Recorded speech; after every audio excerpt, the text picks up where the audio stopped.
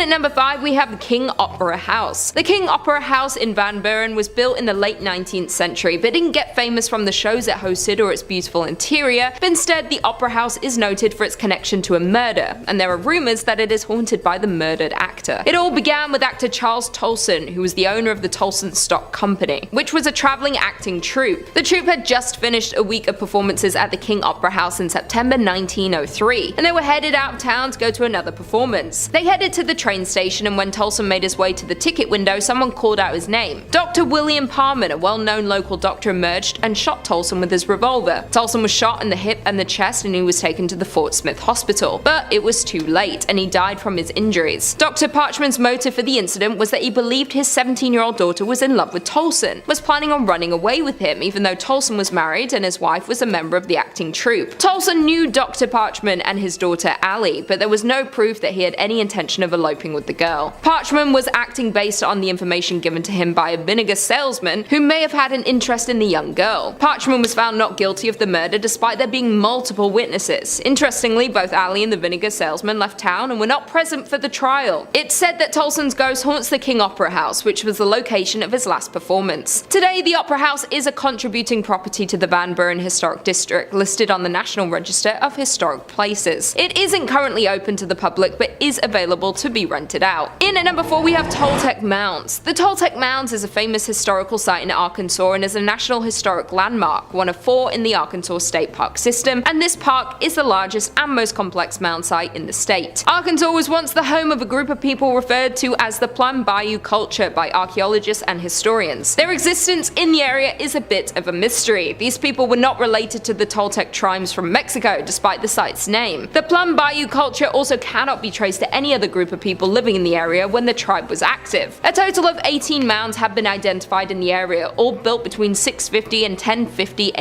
AD. One mound stands 49 feet high and another at 39 feet, with many smaller mounds surrounding it. The site was abandoned around 1050 AD and no remnants of the residents exist outside of the Toltec Mounds. Today the site is still an active archaeological site in the home of Toltec Mounds Archaeological State Park. As for hauntings at the site, if an entire culture disappearing without a trace isn't creepy enough, many visitors to the site have reported the appearance of lights or orbs near the mounds, seeing ghosts and hearing footsteps around the site at night. Many of these findings have been caught on camera and video, and so many paranormal investigators, ghost hunters, and haunting enthusiasts have confirmed there is activity in the area. Whether it's from the Lost Society or not, we may never know. The mounds are open daily for visitors, with tours available to learn more about the history and hauntings in the area. In at number 3 we have the Allen House. The Allen House was built back in 1905 and was named after the original owner, Joe Lee Allen, where he lived in the home with his family for many years. Although Joe died in 1917, his wife Caddy stayed in the home with the 3 children Laddle, Lonnie, Lee, and Lewis. Sadly, Laddle took his own life in one of the bedrooms by drinking potassium cyanide, and it was unknown for many years for why she did it. After her death, her mother Caddy Allen kept the room completely closed off from the rest of the house. When Caddy passed in 1954, the property was split into rental apartments, and soon after renters moved in, they reported hearing footsteps and moans from the bedroom where Laddle died. In 1985, new owners bought the house and opened the bedroom, and it still contained the bottle of cyanide in a closet. The house changed owners twice, and in 2007, Mark and Rebecca Spencer purchased the Allen House and had a complete paranormal investigation done in 2008 because of the endless unexplainable instances. The investigators recorded over 40 voice phenomena and had their own paranormal experiences throughout their investigation. On August 22, 2009, Laddle's love letters were discovered in the attic floor. Over 90 letters detail her 1948 love affair, which ended with her taking her own life on Christmas night. After the owner Mark had experienced endless amounts of paranormal activity and discovering Laddle's love letters, he wrote a book called A Haunted Love Story. Nowadays, the home can be booked for tours explaining the history and the paranormal activity that goes on in the Allen House. During the Halloween season, it's open to the public from 6 to 11 PM for tours, and paranormal investigators and ghost lovers flock to hopefully experience Laddle's ghost that haunts the house to this day. In at number 2 we have Clayton House. The Clayton House is a historical treasure, but it's also one of the most haunted places in Arkansas. The home was originally built in 1852 by a man known as Mr. Sutton, and several years later William Henry Harrison Clayton purchased purchased the house and renovated it, doubling it in size, transforming the style into Victorian Gothic Italianate. Mr. Clayton lived here from 1882 to 1897 with his wife along with their 7 children. The home still has old portraits of William and his wife Florence hanging on the wall and still had numerous priceless family belongings in the home. William had a twin brother, John K. Clayton, who was a US senator who had been mysteriously assassinated in 1873, and many believe his ghost is one that haunts the Clayton House. The second floor bedroom seems to have the most activity, and staff and visitors have reported hearing footsteps, boots stomping, and doors slamming, along with seeing apparitions. Music and singing have also been heard throughout the house. People who have visited this home have described seeing one ghostly apparition known as the Tall Man, who is dressed in all black, wears a hat, and walks angrily around. Another spirit often seen around the Clayton property is described as the woman in the brown dress. The woman is said to be peaceful and often just stands in one spot quite still. She is believed to be either Mrs. Clayton or possibly a nurse from the time the property was a hospital. The home became abandoned during the Civil War before it transformed into a Union Army hospital. There was a carpenter in 2007 who was doing some repairs on the home and took pictures before it started working, and when the pictures were developed, there was what appeared to be a woman in one of them. The home is now listed on the National Registry of Historic Places and holds tours of the home explaining the history and ghost stories. And finally, and at number 1 we have Crescent Hotel. The Crescent Hotel was built in 1886 and can be found in Eureka Springs. Due to the rich history, it has hundreds of tales of paranormal experiences and ghost sightings. The hotel has previously served as both a private girls' college and a cancer hospital, where Dr. Norman Baker claimed to have the cure for cancer. There are so many stories of ghost sightings, starting in room 218 where Michael, an Irish stonemason, who fell to his death when building the hotel. He's known to hang out in this room and is often seen. Theodora, a cancer patient who is known to be seen fumbling for her keys outside room 419, as well as tidying up for guests when they leave the room. Brecky, who passed away in the hotel, has been seen throughout the hotel, often bouncing a ball. Dr. John Fremont Ellis, the hotel's former in-house doctor in the 19th century, is often seen, or his cherry pipe tobacco is smelled near his former office, which is now room 212. Even the famed hotel cat Morris, who had been buried on the hotel property, is regularly seen and heard. A recurring phenomenon happens at a specific spot on the 3rd floor, where the hotel connects to an annex built onto the hotel when it was a hospital. The area has been said to be a portal to the other side. There have been multiple guests who have grown faint, with a few passing out frequently. Guests turning pale and falling against the wall and then sliding down. Many paranormal investigators believe that limestone has a special ability to absorb and release electromagnetic and psychic energies. Crescent Mounds in the hilltop the hotel sits on is predominantly limestone. The massive thick stones used for the body of the hotel were also made of limestone, and these factors may contribute to the amount of paranormal activity the hotel guests experience. The Crescent Hotel is dubbed America's Most Haunted Hotel and has been on many TV shows like Ghost Hunters, Ghost Adventures, and Paranormal Witness. There have been an abundance of extraordinary experiences and have attracted the attention of paranormal investigators to study and research the hotel's supernatural activity. The hotel offers daily ghost tours to learn more about the ghost stories, sightings, and the history of the hotel. Coming in at number 5, Silverbow Inn Bed and Breakfast. The Silverbow Bed and Breakfast is located in Juneau, which is the capital city of Alaska. The inn is more famously known for its bakery that was founded in 1898 by the original owner Gus Messerschmitt. This is the oldest bakery in Alaska, and some say it is the best. Although people travel from far to taste the treats and the bakers, there are reports of paranormal activity in the inn above. The original owner and founder of the inn reportedly still haunts the premises. The story goes that the owner loved his bakery and inn. He spent his whole life dedicated to creating the finest bakery. From the day it was built, he spent all of his time here. He loved welcoming the customers and ensuring everyone enjoyed their stay.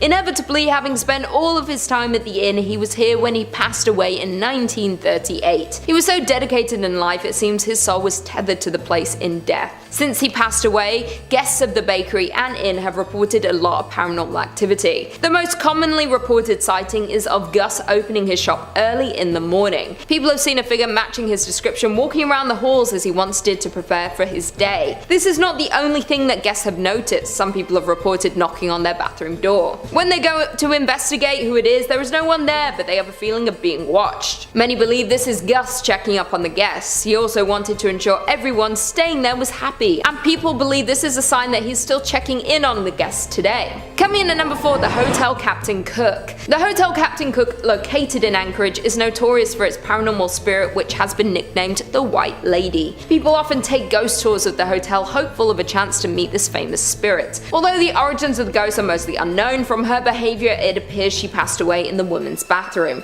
or at least in the area which may have been home to something else house before the hotel was built. The locals explain how she is bound to this place and is unable to pass on. She could possibly be cursed as she seems distressed about her situation. Since the hotel opened, there was a lot of paranormal behavior in the area. She would break the glass of the mirrors in the ladies' bathroom or swing open the doors to scare those inside. The hotel management had to step in when one guest used the bathroom stall located at the very end of the ladies' room. While in the stall, she felt something fall around her neck and start to get tighter and tighter. The woman panicked and ran from the stall. As soon as she left the cubicle, the sensation stopped. Since then, the bathroom has been bolted shut as to stop this from happening to anyone else. She does seem to be mostly contained to this stall, but there are still paranormal happenings. Lights turn on and off on their own. No one has been hurt since the spirit was locked away, but I would still stay far away from this hotel. Unless you're looking for an angry spirit, this is a hotel that should not be on your list of destinations to visit. Although, my parents were there and it's fine, you know. They're Gucci gang. Coming in at number 3, we have the Golden North Hotel. The Skagway Golden North Hotel may look like a classic hotel located on the main street, but it has seen tragedy and has the ghost to prove it. People say this place is haunted by a lady who passed away many years ago. She is bound to room 23 on the 3rd floor, but her presence can be felt in the area around the building. The locals tell the story of how this woman became bound to room 23. It's unknown in what year the story takes place, but it was many years ago. The woman was visiting the hotel with a husband. They visited the area so her husband could go on a gold expedition. The expedition was over a number of days to possibly weeks, and the wife was to stay at the hotel and explore the local area. The day arrived and the husband left on his expedition, leaving his wife alone. Not long after the husband had left, the woman caught pneumonia. She became sicker and sicker. There was no one in the area able to help her. She had no way to get to a local doctor with no knowledge of the area. She sadly passed away in a little over a week due to her illness. When her husband returned, he was heartbroken to find his wife had passed. She had been laying in their room for weeks awaiting his return. The locals were shocked to hear what had happened and horrified no one had heard her cries and helped her survive her ailment. Since then, she has been bound to the room. Other guests have heard sounds coming from the room which remains empty. The spirit can be heard coughing or choking. Some have said they saw her from the window of the hotel when walking around the area late at night. Some have even heard her cries for her husband. When anyone tries to investigate the room, they just find it empty and cold. The cold of the room takes over you as soon as you open the door. You can feel you are in the presence of a spirit and are overcome with sadness. Coming in at number 2, we have Independence Mine. The Independence Mine, now known as the Independence Mine State Historic Park, is the site of a former gold mining operation. It is located in Palmer, Alaska. The mining history in the area dates back to at least 1897. The mining town now sits abandoned. The operations were temporarily halted in 1950 with the plan to eventually resume operations. They were never able to resume the operations. This resulted in a well-preserved collection of mining equipment and buildings.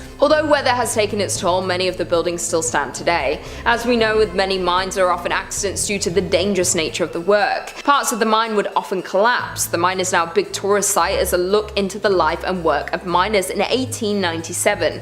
The visitors have reported a lot of paranormal activity while touring the facility. Almost everyone who visits the mine sees some form of activity there. There are many apparitions that appear. They walk around the mine as if they were doing their usual day's work. Some have even seen cigar smoke coming from certain locations. You can smell and see the smoke, but there are no cigars in the area that could be making the smoke. Tour guides have noted that they often have the feeling of being followed. They can feel themselves being watched each time they tour the facility. Some have even found footprints that don't belong to them or anyone in their group. Although there is a lot of paranormal activity in the area, tourists still come to see the remains of the mining town. The ghosts seem to be well intended. They may merely be echoes through time of the souls who passed here. As far as we know, there have not been any visitors who have been hurt during their visit. I would still be wary of visiting here though. Finally, in at number 1, we have At the White House. At the White House was built in 1902 and is now on the National Historic Register due to how long it has been standing in the community. It has had many issues since it was built. It was originally built as a hospital, then it was used as a daycare center, and today is used as a hotel. Any building that was used as a historic hospital has seen a lot of tragic passings. When the building was used as a daycare center, there was a tragic fire. The building caught fire in the 1980s. It was fully restored following this. During the fire, the young woman who owned and ran the daycare was trapped inside. After ensuring all of the children were unsafe, she became trapped and unfortunately perished. Since the fire, her apparition has appeared around the home. Most guests believe her to be a kind spirit, but she does bring on the feeling of dread and terror when she is in your presence. Guests at the hotel have claimed to be startled awake by the young woman standing at the foot of the bed. Once they wake up and become frightened, the spirit usually disappears. Workers at the hotel claim that she appears to show more interest in families with children. She reportedly had a love for looking after children, and even in death she wanted to ensure their safety during their stay at the hotel. It is unknown what room she was trapped in during the tragic fire, but there are numerous cold spots around the hotel. Others have heard faint screams and cries coming from certain rooms. She is hailed as a hero for saving all of the children during the fire, but guests are still frightened when greeted by her ghost in the early hours of the morning. Coming in at number 5, we have Westmark Fairbanks Hotel. Starting off with the Westmark Fairbanks Hotel, located in downtown Fairbanks, Alaska,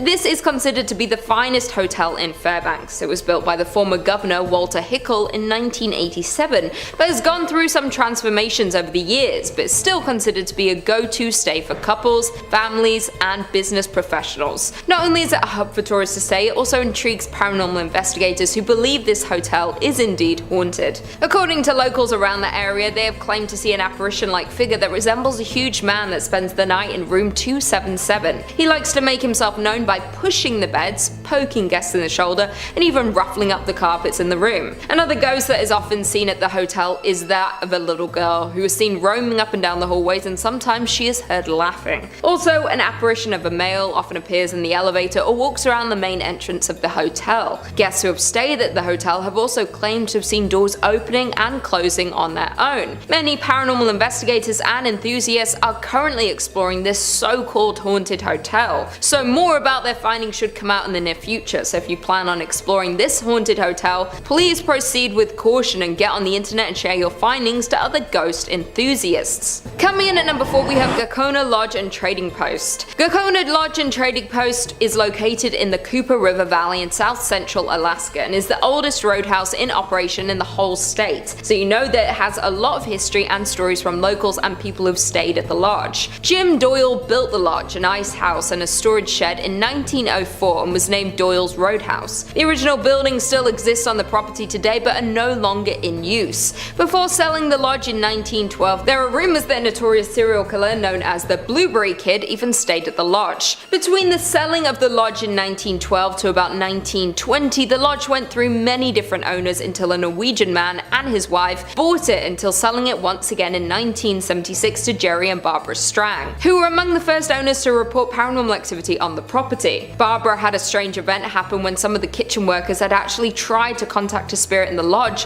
when the power just suddenly went out. Yes, the power did sometimes go out in the lodge because of the harsh weather, but Barbara definitely believes that this time it was in fact the work of the paranormal. Another story is about a man named John Paulson who would frequent the lodge not only as a customer but also a business partner as well. John always stayed in room number 5, and to this day people report hearing stomping coming from that particular room. John was an avid smoker, and stories from people that stay at the lodge today say they can always smell tobacco coming from room 5, even though there has been a no smoking policy at the lodge for almost a decade now. If you are brave enough to visit this paranormal lodge, you could even ask to stay in room 5 and maybe be able to hear the stomps and smell the tobacco. Coming in at number 3, we have Van Gilder Hotel. This is another hotel on our list, and it's the Van Gilder Hotel, which is another very old building known for paranormal activity due to the many people who have visited and even locals. The hotel was built in 1916 in downtown Seward, Alaska. It originally was built as an office building but then was converted into apartment buildings and then finally into a hotel. The hotel hasn't changed much since when it was built, just small touch-ups and interior changes have been done to keep the authentic feel of this very old hotel. The most popular ghost story from this hotel is that of Fanny Guthrie Bayham, a woman who died in this hotel in the 1950s and is said to haunt room 202. She is described as a younger woman who has long blonde hair and wears a blue dress.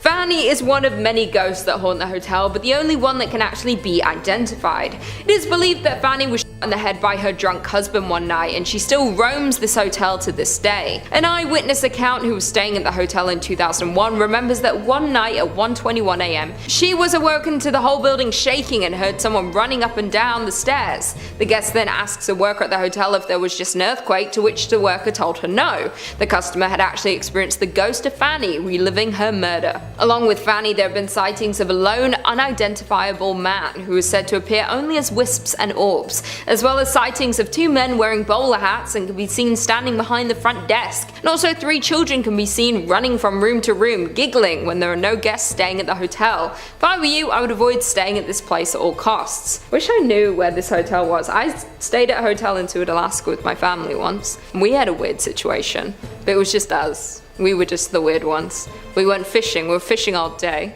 getting rockfish. We're out in the waters. And then we went back to the hotel we were staying at, and we had planned to go out for dinner, but we were like, let's just take a light nap. And we all woke up at like 2-3 AM in our coats, jackets, like, it was like, it was f***ing weird, like.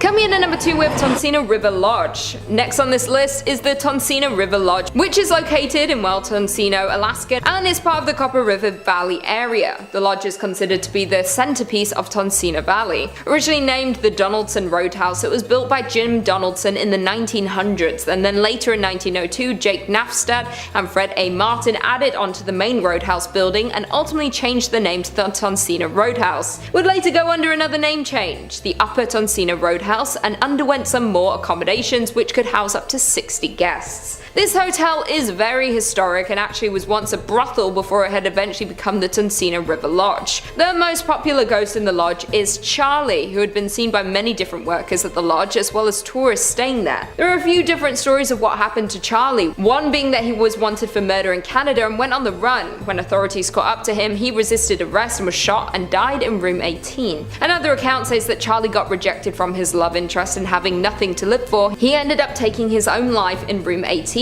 And to this day he is seen wandering up and down the hallways looking for his beloved. A third version about Charlie is that during the Great Depression, Charlie was living in Seattle, and not being able to find work, he boarded a ship and decided to go to Alaska, eventually making his way to Tonsina and getting a job at the Roadhouse. He really enjoyed his job, but unfortunately Charlie ended up passing away in room 18. His body was buried on a hill behind the Roadhouse. People believe that Charlie was so happy with his life at the lodge, even in his afterlife, he never left. Many people who have come in contact with Charlie say that he is a very friendly and peaceful ghost, and workers and tourists say they were not feared by Charlie. So if you're intrigued by Charlie and his story, you can go visit Tonsina, Alaska and stay in his old room.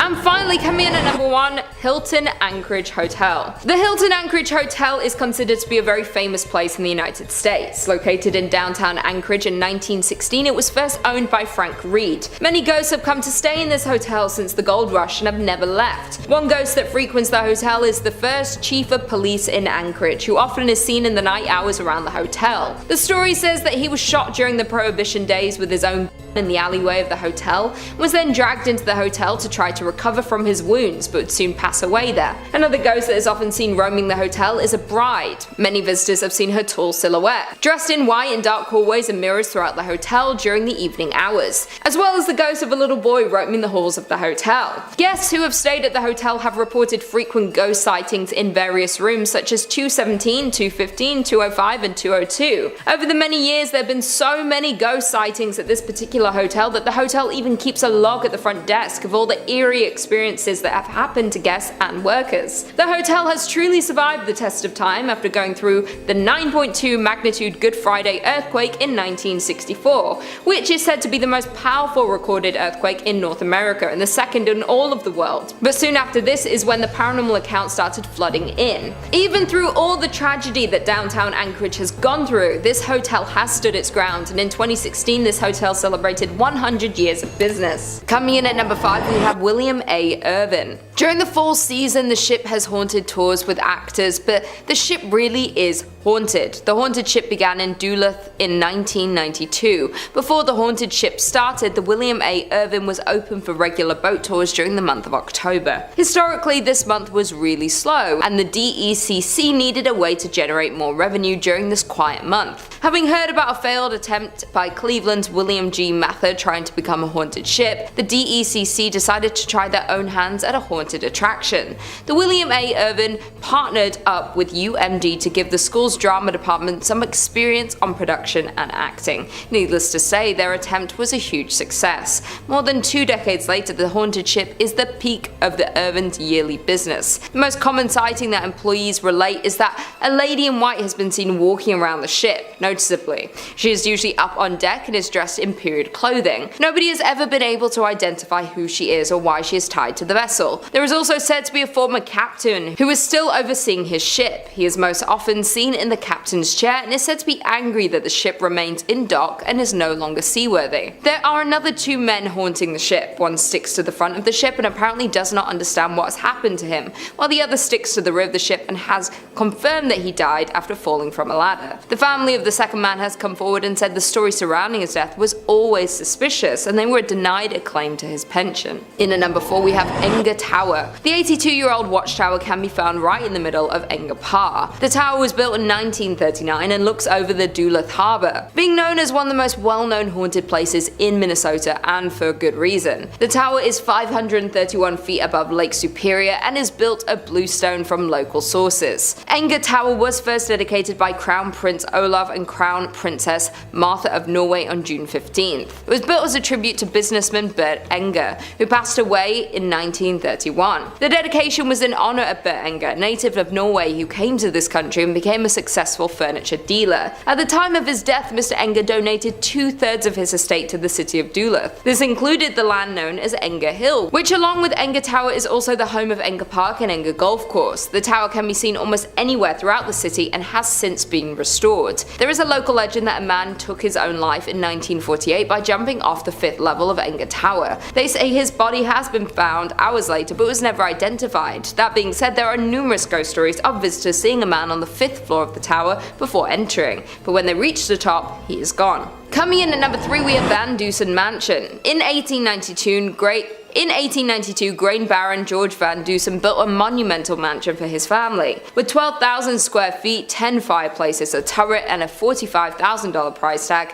the home was a symbol of turn-of-the-century prosperity. After 2 generations of Van Dusens moved out in 1937, the building had been used to house almost everything except a family since, being used as a school, training medical facility, and even a college throughout the years. It was vacant in the late 1930s and spent 20 years as the College of Commerce. It was home to Hamline University Law School, then the Horst International Education Center. In the late 1980s, the castle fell on hard times and became little more than a flop house. By the early 90s, it was headed for the wrecking ball. 2 weeks before it was scheduled to be demolished, it was rescued by Wisconsin entrepreneur Bob Poling, who bought it for $237,000. Now a venue to hold fairytale-esque weddings, the Van Dusen Mansion has had its fair share of past lives. Coming in at number 2 we have Michigan's first state prison. Established in 1838, Michigan's first state prison remained in operation through 1934. The prison served as the nucleus for the city as it spanned some 20 acres.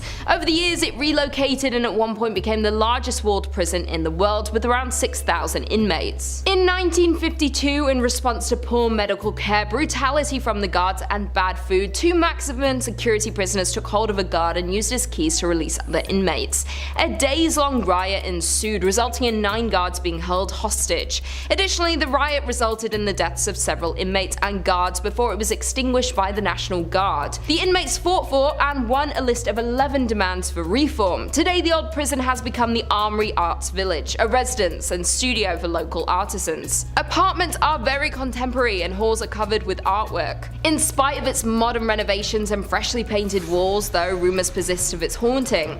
Visitors Visitors, workers, and artists of the space claim some prisoners and guards still haunt their former home. Residual sounds of riots are also frequently reported due to the prison's history of such occurrences.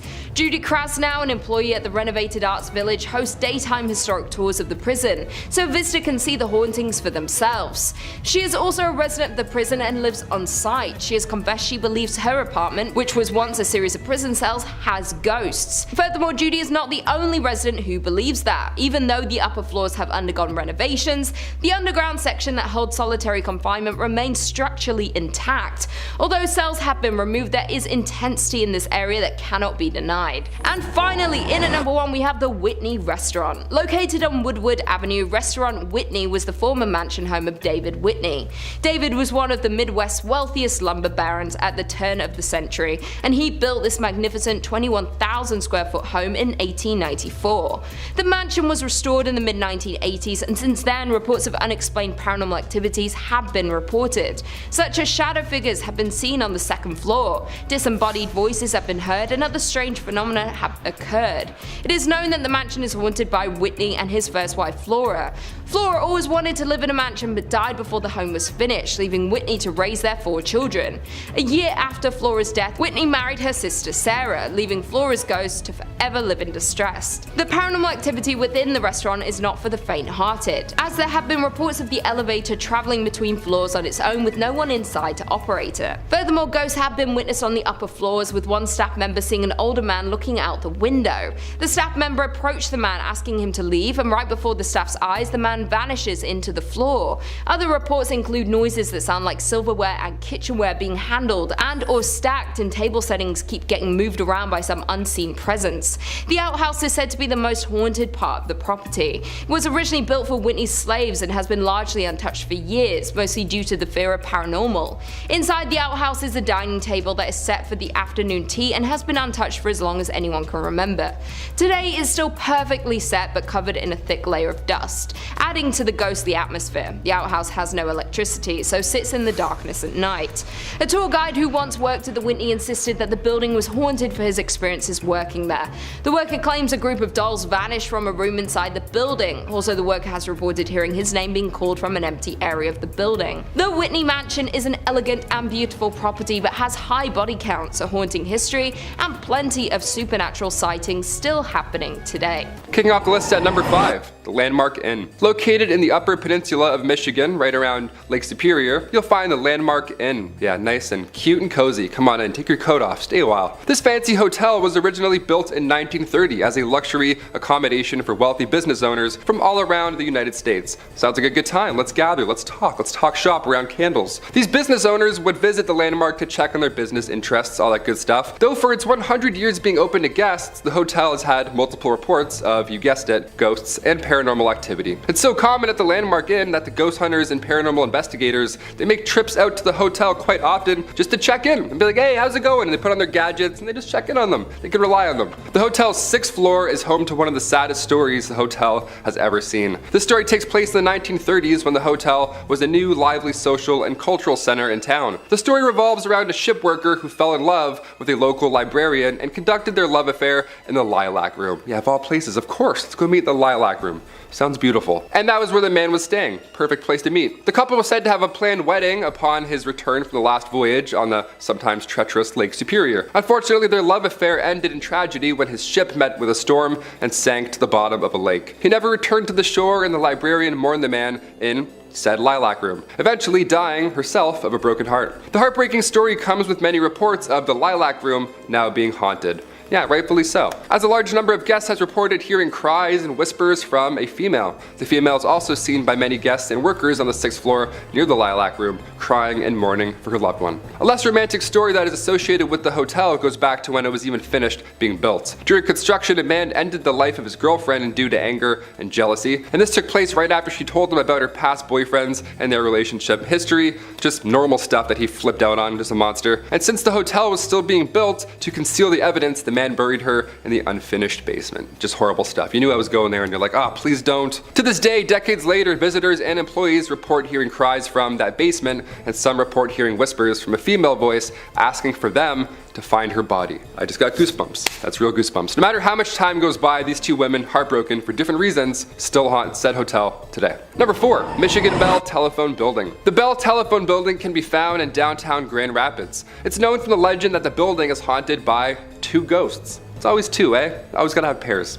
Good things come in pairs. Even demons. These spirits have consistently caused chaos throughout the buildings for years in their own unique personal way. We love it. We love a unique ghost. The spirits that haunt the Bell Building are rumored to be Warren and Virginia Randall, a couple who used to reside in the Grand Rapids. Back in 1907, they moved from Detroit and bought the Judd White Mansion in Grand Rapids, which has now been torn down and built into what we now know as the Bell Telephone Building. So a lot of history there already. Over the years of living in this new house, Warren and Virginia's relationship started to crumble as Warren became very strange and paranoid almost, creating hardships in their relationship. In 1908, Virginia became tired of Warren's strange and aggressive behavior, so she decided, I'm out of here, peace. She left him. One night, 3 years after they were separated, Warren convinced Virginia into taking a car ride with them, hoping to get back together, maybe talk it out. The two of them ended up at the Judd White house where their verbal disagreement turned horrible, and Warren sadly took the life of Virginia. Then he proceeded to end his own life in the very same moment. The tragic accident that happened in the Judd White house became public knowledge, and the house was left empty with no one wanting to occupy it. Yeah, more than fair. I'm like, what's rent? Also, what happened? No. The house remained abandoned for 10 years after the accident until they finally just decided to tear the thing down completely. Thus, in 1924, they built the Bell Telephone Building on the ground, which still is in operation today. Yeah, they didn't tear that one down. That one's still going strong. Due to the horrifying scenes that happened on the grounds of the Bell Building, many claim that the spirits of Randall and Virginia still remain, haunting the new building. Some say that ghosts move into the new building and remain there to this day.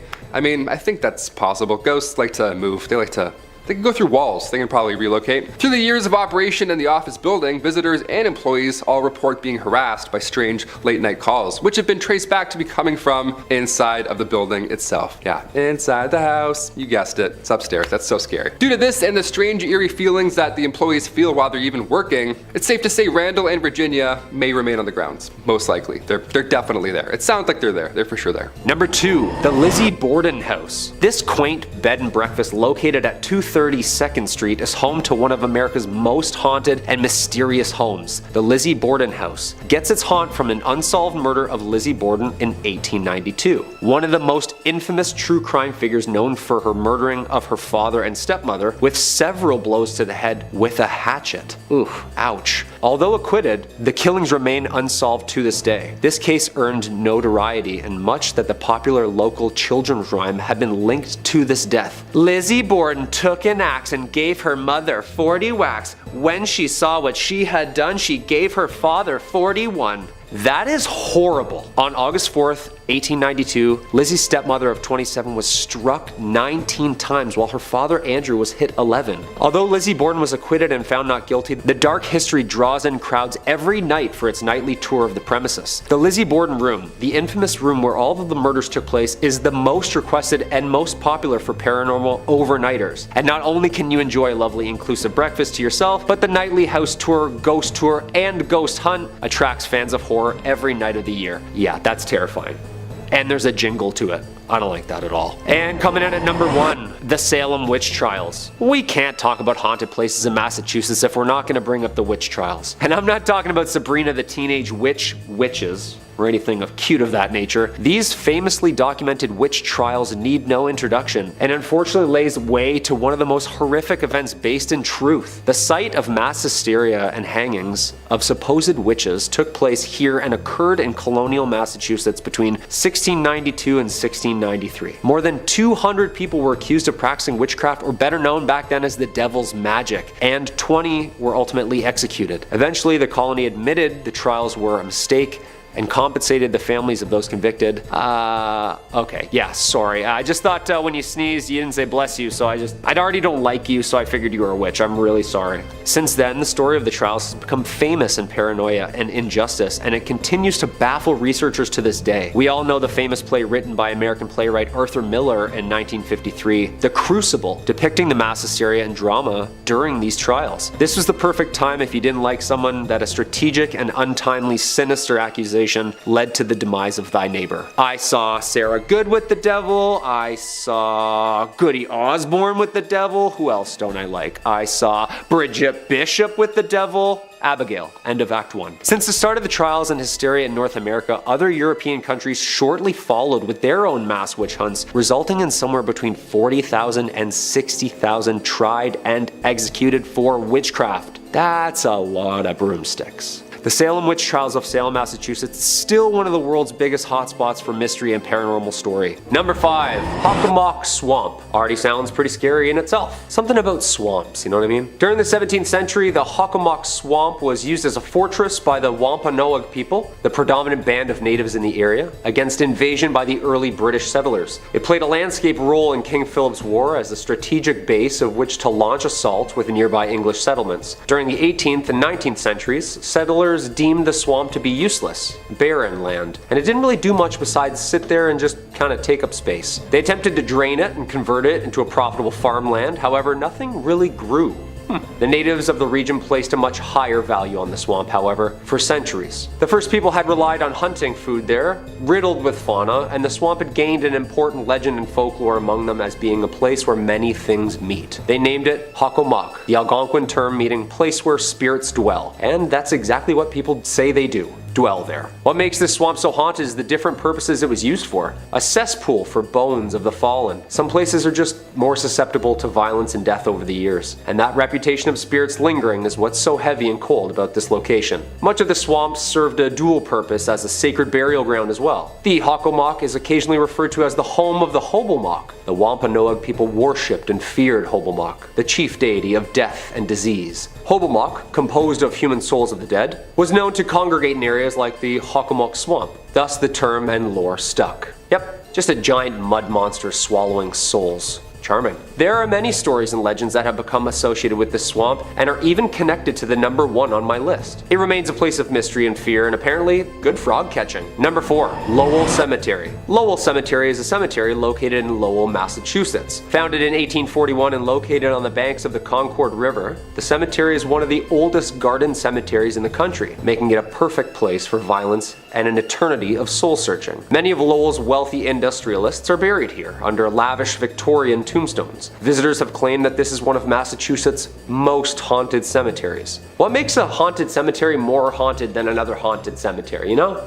Is there like a competition or like a quota or something? Just gotta keep the numbers up. What is it? I feel like every local claims their cemetery is the oldest and most haunted, and this brings me to our fair maiden here, the mysterious witch, Bonnie. A popular meeting place amongst the local teens at night for some scares and some screams, the statue of a woman with her arms outstretched on a rectangular tomb, her hands clutching a veil that falls down behind her body as though it were a cloak caught in the wind. Her eyes lay cold, staring at the heavens. Under her left eye, a black tear. Paranormal researchers have claimed that the statue holds more of an electromagnetic current, and strange things can be seen in front and around the statue, making it seem like it's moving from time to time. Creepy. There is local lore that if you leave a coin or ribbon on the statue, then you'll get good luck, and in return, if you steal or take the items from the statue, the haunting whispers of bad karma will follow. Although research shows that this gravesite holds no actual sinister history, the ghostly sightings surrounding it are a hotspot within the cemetery. I bet at night under the moonlight this woman could be very terrifying. Number 3. Boston Common. Most common fact about the Common,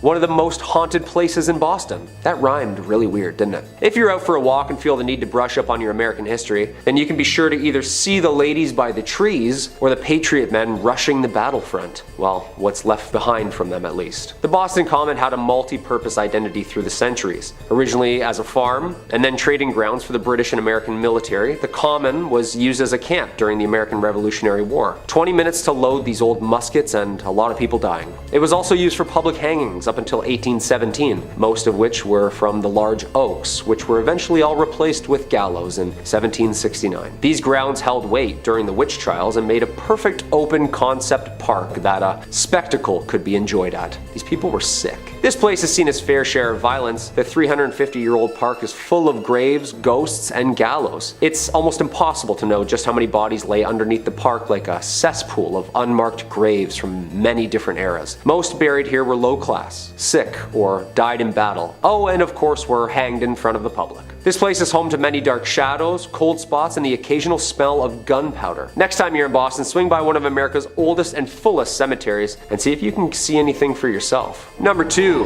The Danvers State Hospital. The Danvers State Hospital, or also known as the Danvers State Insane Asylum, was a psychiatric hospital located in Danvers, Massachusetts. It was built in 1874 and opened in 1878 on the isolated site in rural Massachusetts, which, fun fact, the judge who preceded the Salem witch trials lived on. That's bad karma already, isn't it? Despite being included in the National Registry for Historical Places in 1984, the majority of the building was demolished in 2007. At a cost of $1.5 million at the time, the hospital originally consisted of 2 main center buildings with housing for the administration, with 4 radiating wings on each side. The outermost wards were reserved for the most hostile patients. This was a prominent location where medications were being tested by the government, and the favored lobotomy was being fleshed out. When shock therapy failed to control the population, lobotomies started, and in 1939 the population of the hospital swelled to almost over 2,400 patients. A total of 278 people died at the hospital that same year. Neurology experts often call Danvers the birthplace of the prefrontal lobotomy. Ouch.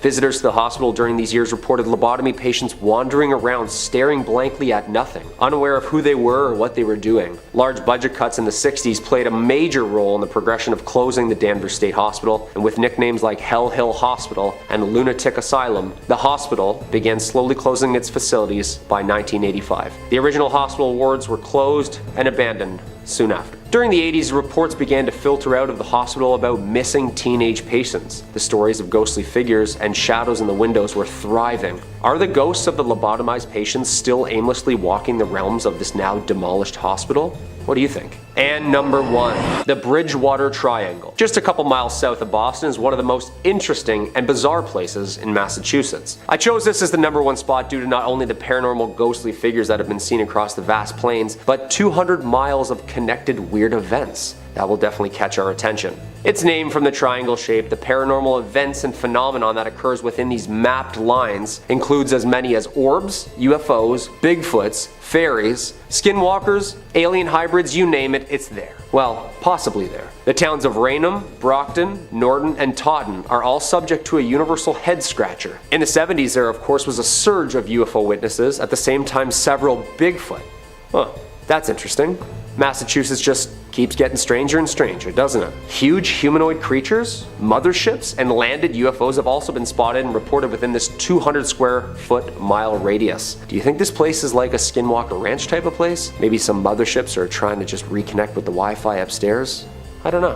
Whatever it is, the Bridgewater Triangle has been home to numerous documentaries and folklore and attracts spooky goers each year with its variety of paranormal activity. Number 5 on this list is the Seelbach Hotel.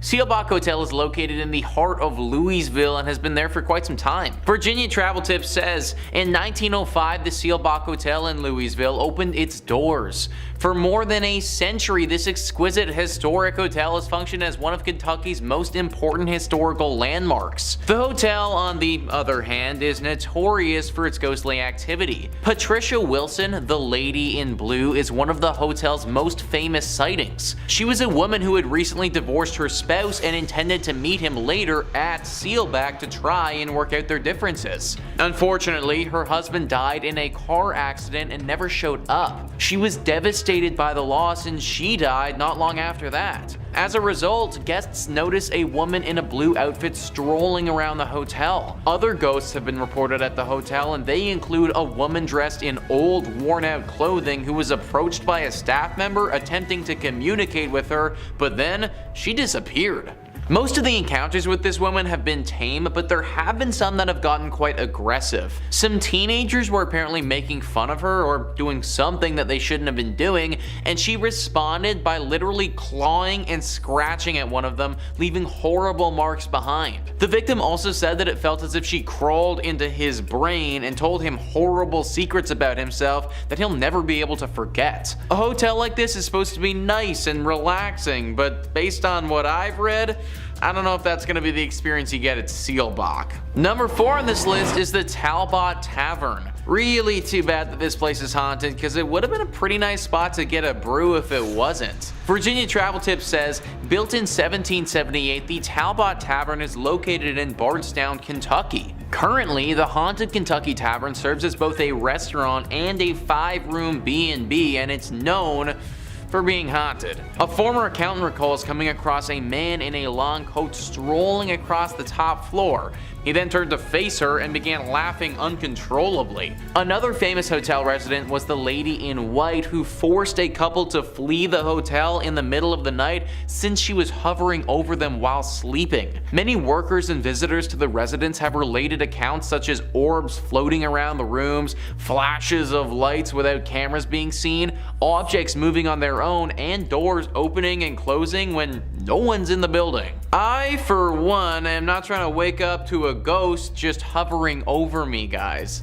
Honestly, it might give me a heart attack and, well, I'd never wake up again. This place is weird because no one really knows why it's as haunted as it is, but there's no doubt that it's teeming with paranormal energy. Pick a different place to go get a drink if you're in Kentucky. Number 3 on this list is the Kentucky State Penitentiary. We always got to include the creepy jail in one of these lists, guys, and this is Kentucky's. Virginia Travel Tips says, the Kentucky State Penitentiary is situated near the Tennessee border on a sharp bend in the Cumberland River. In the 1800s, a maximum security jail was built there. It is a gorgeous place from afar, but up close, it is a death and ghost machine, according to a local author and paranormal investigator. Thousands of men have been executed in the prison's electric chair, known as Old Sparky. During his death row cell inspections in the late 1980s, a guard had a terrible incident where no one stayed.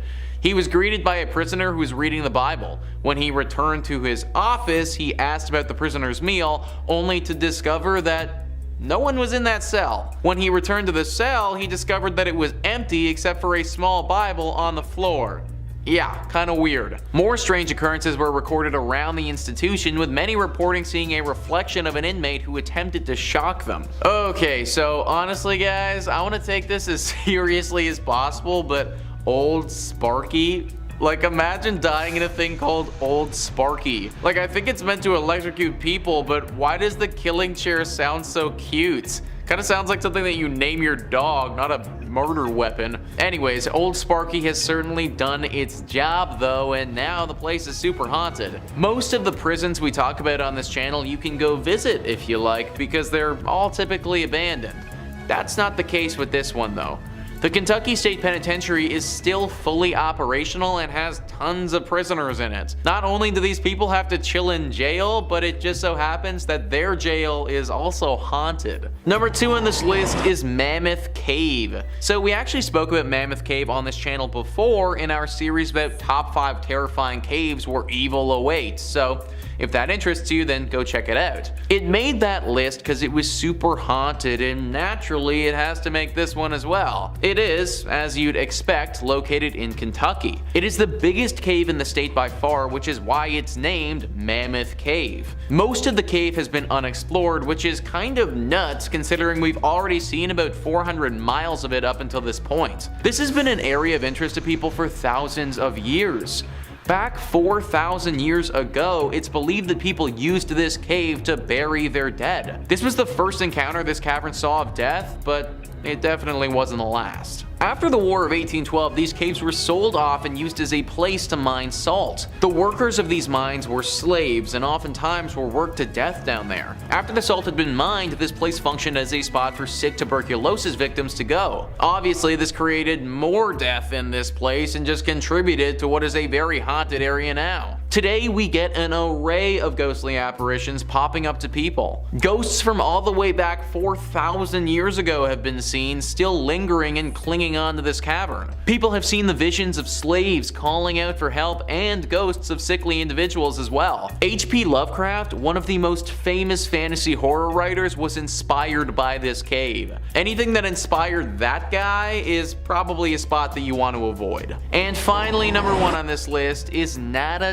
tunnel. What is it about tunnels that's just so creepy? It feels like there are a few locations in the world that seem to attract paranormal activity, and tunnels are definitely right up there. Virginia Travel Tips says Nada Tunnel, also known as the Gateway to Red River Gorge, is located in Powell County, Kentucky. Works of a one-lane tunnel on a two-way road began in 1910 and concluded in 1911. Drills and dynamite were used to rip through the limestone rock during construction, and one worker died while attempting to dissolve a stick of frozen dynamite by placing it next to the fire, which, resulted in the dynamite exploding. As a result, the man's spirit is claimed to haunt the Kentucky Tunnel. Others allege that the location is haunted as a result of a climber who died in this region. These incidents are linked to the mythology of a green orb appearing in front of the tunnel. If you plan to enter the tunnel, keep in mind that it only fits one automobile at a time, therefore check for other car headlights before proceeding. This is one of the coolest haunted places in Kentucky for the sake of it being engulfed in nature. So it may look really cool, but the haunted nature of this spot makes me think that it should be avoided. Man, imagine literally getting blown up by a stick of dynamite. Like, that might actually be the worst. Granted, my dude did stick the dynamite literally right next to a fire, so I feel like he might have brought this one on himself a little bit. I'm not really sure how the climber would have died in this tunnel, but you gotta imagine that he screwed up if he was climbing in a tunnel. Either way, the spot is definitely riddled with these spirits, and they manifest themselves as this glowing green orb. Now, there haven't been too many reports of this thing being super dangerous, but it is definitely creepy to say the least. Locals don't really travel down this pathway for fear of the orb and what it could potentially do to them. Also, on a total side note, I just want to bring up the fact that this is a one-way tunnel on a two-lane road. Like, how dangerous is that, guys?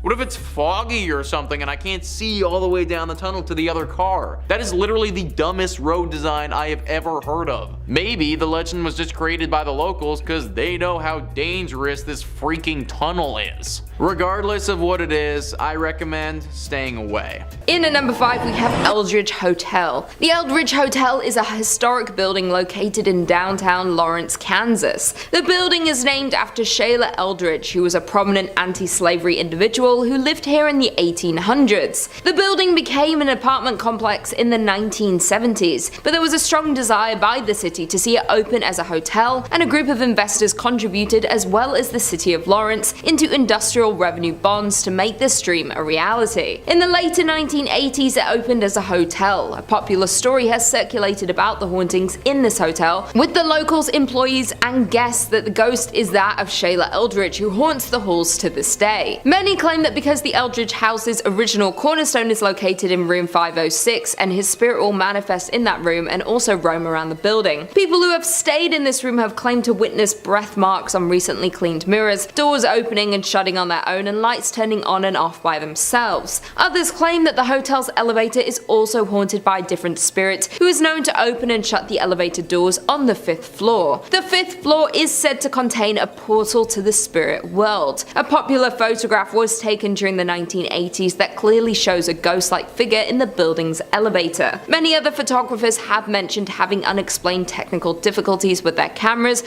when near the elevator. The story of the hotel and the hauntings of Eldridge was the inspiration for the movie The Demon's Shadow, and the hotel was featured in the series My Ghost Story and has been depicted in many writings. Many believe the rich history has resulted in the amount of paranormal activity. In at number 4, Midland Railroad Hotel. The Midland Railroad Hotel is known for serving the largest steak around, and if you can finish all of it, you get it for free. But it has a sinister, haunting history. It was first a popular train stop in the 1890s, then known for being the location for the movie Paper Moon, where many scenes were filmed at this hotel in 1973. Since then, it's gone through fires, the Great Depression, and plenty of renovations. It is now owned by the Wilson Foundation, has been back in business since 2003, and is listed on the National Register of Historic Places. Not only is this hotel known for these interesting things, it's most known now for the paranormal activity that lurks around the hotel. The most famous ghost is that of an orphan girl that haunts the 3rd floor, who knocks on doors,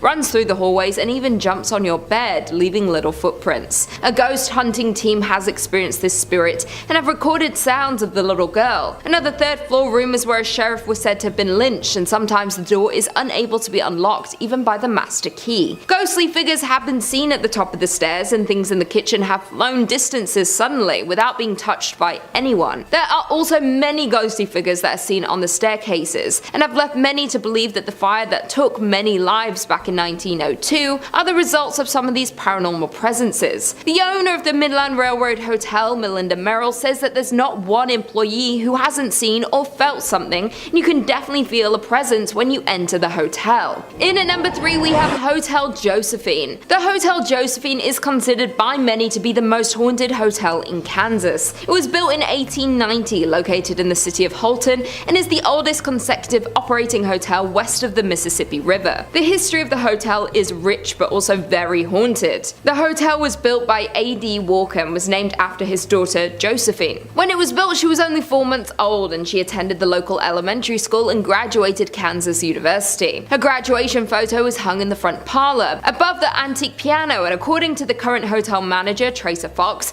her spirit is just one that is wandering the hotel. Tracer Fox has expressed his belief in the spirits when he first stayed at the hotel. He was woken up suddenly at 3:30 a.m. and his bed was moving. He figured there was an earthquake, but when nothing in the news confirmed it, he knew it was a spirit. His mother came and stayed in a room across from him and experienced the exact same thing he did with no explanation for it. They had been skeptics before these happenings, but they are both now firm believers. Other guests staying at the hotel have similar stories, as well as experiencing hearing strange sounds, laughter, footsteps, and seeing shadows. It has been expressed that spirits can be found on each floor. One of the most haunted rooms in the hotel is the Buffalo Room, where shadows are often seen and photographed in the mirrors around the room, as well as the Carrie Nation Room. According to historical documents, a woman hanged herself in the bathroom of that room, and many guests staying there have come out of the room clutching their necks and having a hard time breathing. The hotel has brought several famous guests over the years, including former US President Grover Cleveland, who stayed there in between his 2 terms as president, along with Carrie Nation,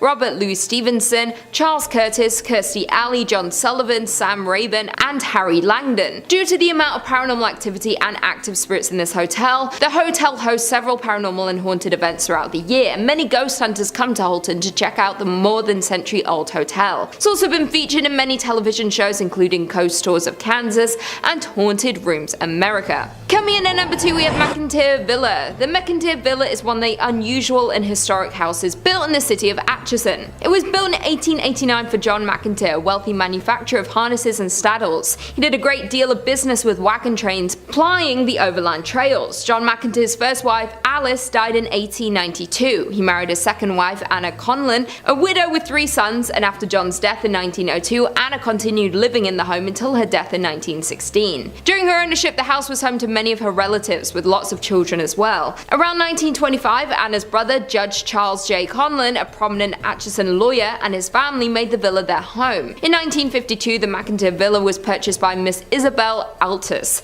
a retired professional violinist and eccentric. She lacked the financial resources to be able to restore the home, and shortly before her death, she sold the home to George Gerardi in 1969, who started to rehabilitate the old estate. Many people, past and present, who have lived in and visited the home have experienced many paranormal experiences. There have been figures being seen in windows when no one is home, lights turning on and off in the tower which doesn't have electricity, a speaker getting thrown off the counter, and boxes mysteriously moving on their own. Sounds of slamming doors throughout the night, footsteps walking down the hallway on the second floor throughout the night, the feeling of being watched, drastic temperature changes, voices, the scent of a woman's perfume, and the hunt of cigarettes. The number of encounters and confirmed hauntings seen and heard around this home is crazy, and it's considered to be one of the most active paranormal homes in all of the US. The amount of activity in this home makes it a hub for investigators, mediums, psychics, and ghost hunters. They offer ghost tours of the home, and you can stay overnight to try and encounter these spirits. And finally, in at number 1 we have Sallie House. The Sallie House is said to be the most haunted place in Kansas. This home was built in the turn of the century and is located in the city of Atchison. After being built, the home was bought by the Atchison physician who worked from his home. The front served as an office space and examination rooms, and the upstairs is where the doctor and his family lived. One day, a frantic mother arrived at the home carrying her young daughter Sally. The child had collapsed from severe abdominal pain. The doctor diagnosed appendicitis, but there was no time to delay surgery. surgery. Sally unfortunately passed away on the operating table.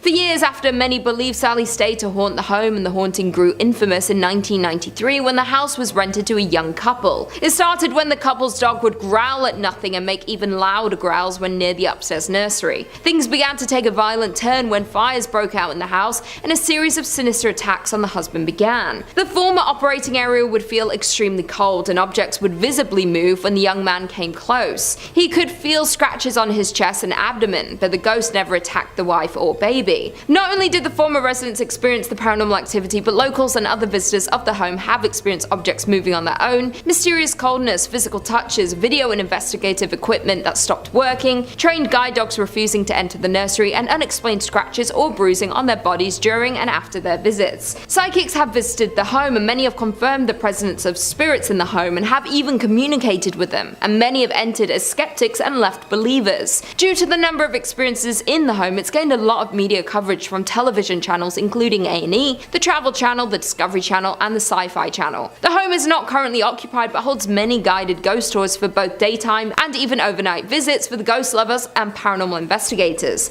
Beware though, because a waiver is required due to the potential for personal injury, but no serious injuries have been reported since the last tenant in 1993. In at number 2 we have Mounds Theater. The renovated theater, an 86-year-old movie house, can be found in Minnesota. The old theaters have been rumored for the past several years to be a home of community of creepy ghosts. One story goes as the Mounds was built in 1922 and operated as a movie house until 1967, when it closed so abruptly that when volunteers arrived many years later to renovate the place, they found popcorn on the floor. The subject of paranormal TV shows and professional ghost hunting investigations, the theater is allegedly haunted by a trio of ghosts: a happy little girl who bounces a ball on stage, a cursed old man who lurks in the shadowy corners of the projection booth, and a crestfallen usher who walks up and down the aisles in search of his lost love. The ghosts in the theaters are so active that the owner had a party of 4 Ghostbusters in a projection room sit in one dark and stormy October night. The dim light was extinguished and the room grew chilled. The owner stated that as the 4 sat silently awaiting their fate, shivering in the dark, and all at once there was the sound of a man crying. When investigating the sounds of the crying man, they found a shadow figure in the corner of the room. The figure reported having black glittering eyes and an aura of anger. Because of the odd ghost encounter and negative energy, they had to abruptly end the ghost investigation before it was too late. Another former owner who reopened the theatre in 2001 claims that the spirits of the theatre have gotten physical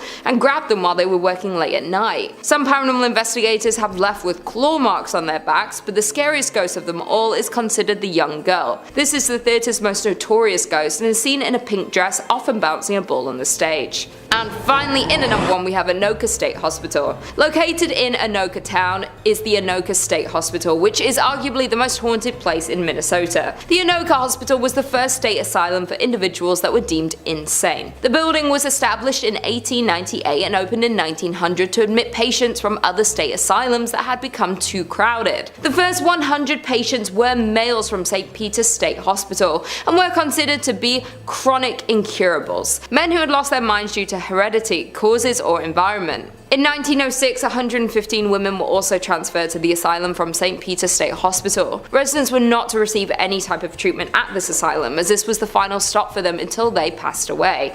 And passed they did. A total of 86 of the original patients were buried in numbered graves in the asylum cemetery. The original name of the institution was Anoka State Asylum, but in an attempt to soften the image, they changed its name in 1937 to the Anoka State Hospital. Although the name was kinder and gentler, treatment at the facility was not. Patients were subjected to medical experiments and suffered both mental and physical harm. The original hospital complex closed in 1999 and residents were transferred to a new facility located close by. The buildings and property were then given to Anoka County to use for offices and to house the county workhouse. The remainder of the buildings were closed and boarded up. With such a terrifying past, it is no wonder that the Anoka State Hospital has been rumored to house the spirits of past patients. Former employees have reported that while unusual unusual occurrences happen throughout the buildings, the most paranormal activities are linked to the tunnels located below the buildings. These tunnels were used as a way of transferring patients from one building to another without risking escape. Ironically, many patients believed these tunnels would lead them to freedom, and so they tried to escape by going down into them, but after a few twists and turns, escapees realized that the tunnels were more of a maze than an escape route. Without an understanding of where each tunnel went and how they joined together, it was easy to get hopelessly lost in them. Several escapees became so disorientated and distraught that they took the only way out that they felt was left to them and ended their lives. For years, employees would report hearing footsteps trudging through the tunnels, stopping, pausing. There was also reports of whispering and low voices in conversation, but the words were not understood. The paranormal activities became so rampant that most employees refused to use the tunnels because they were just too eerie. Today, only maintenance and security are allowed in them. Today, the county owns the buildings that made up the former insane asylum complex. Although the complex was eligible for the National Register of Historic Places,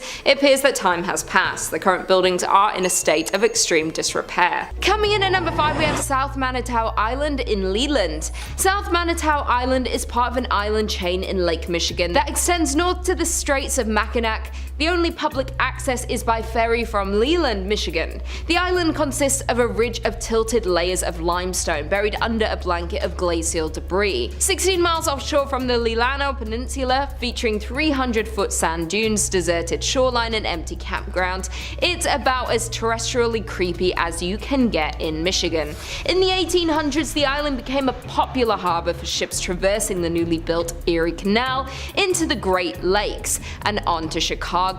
One local legend surrounds a ship full of passengers stricken with cholera stopped at South Manitou, where sailors buried their victims in a mass grave, some of them still alive at the time. Soon after this incident, the first appearance of ghosts and hauntings began.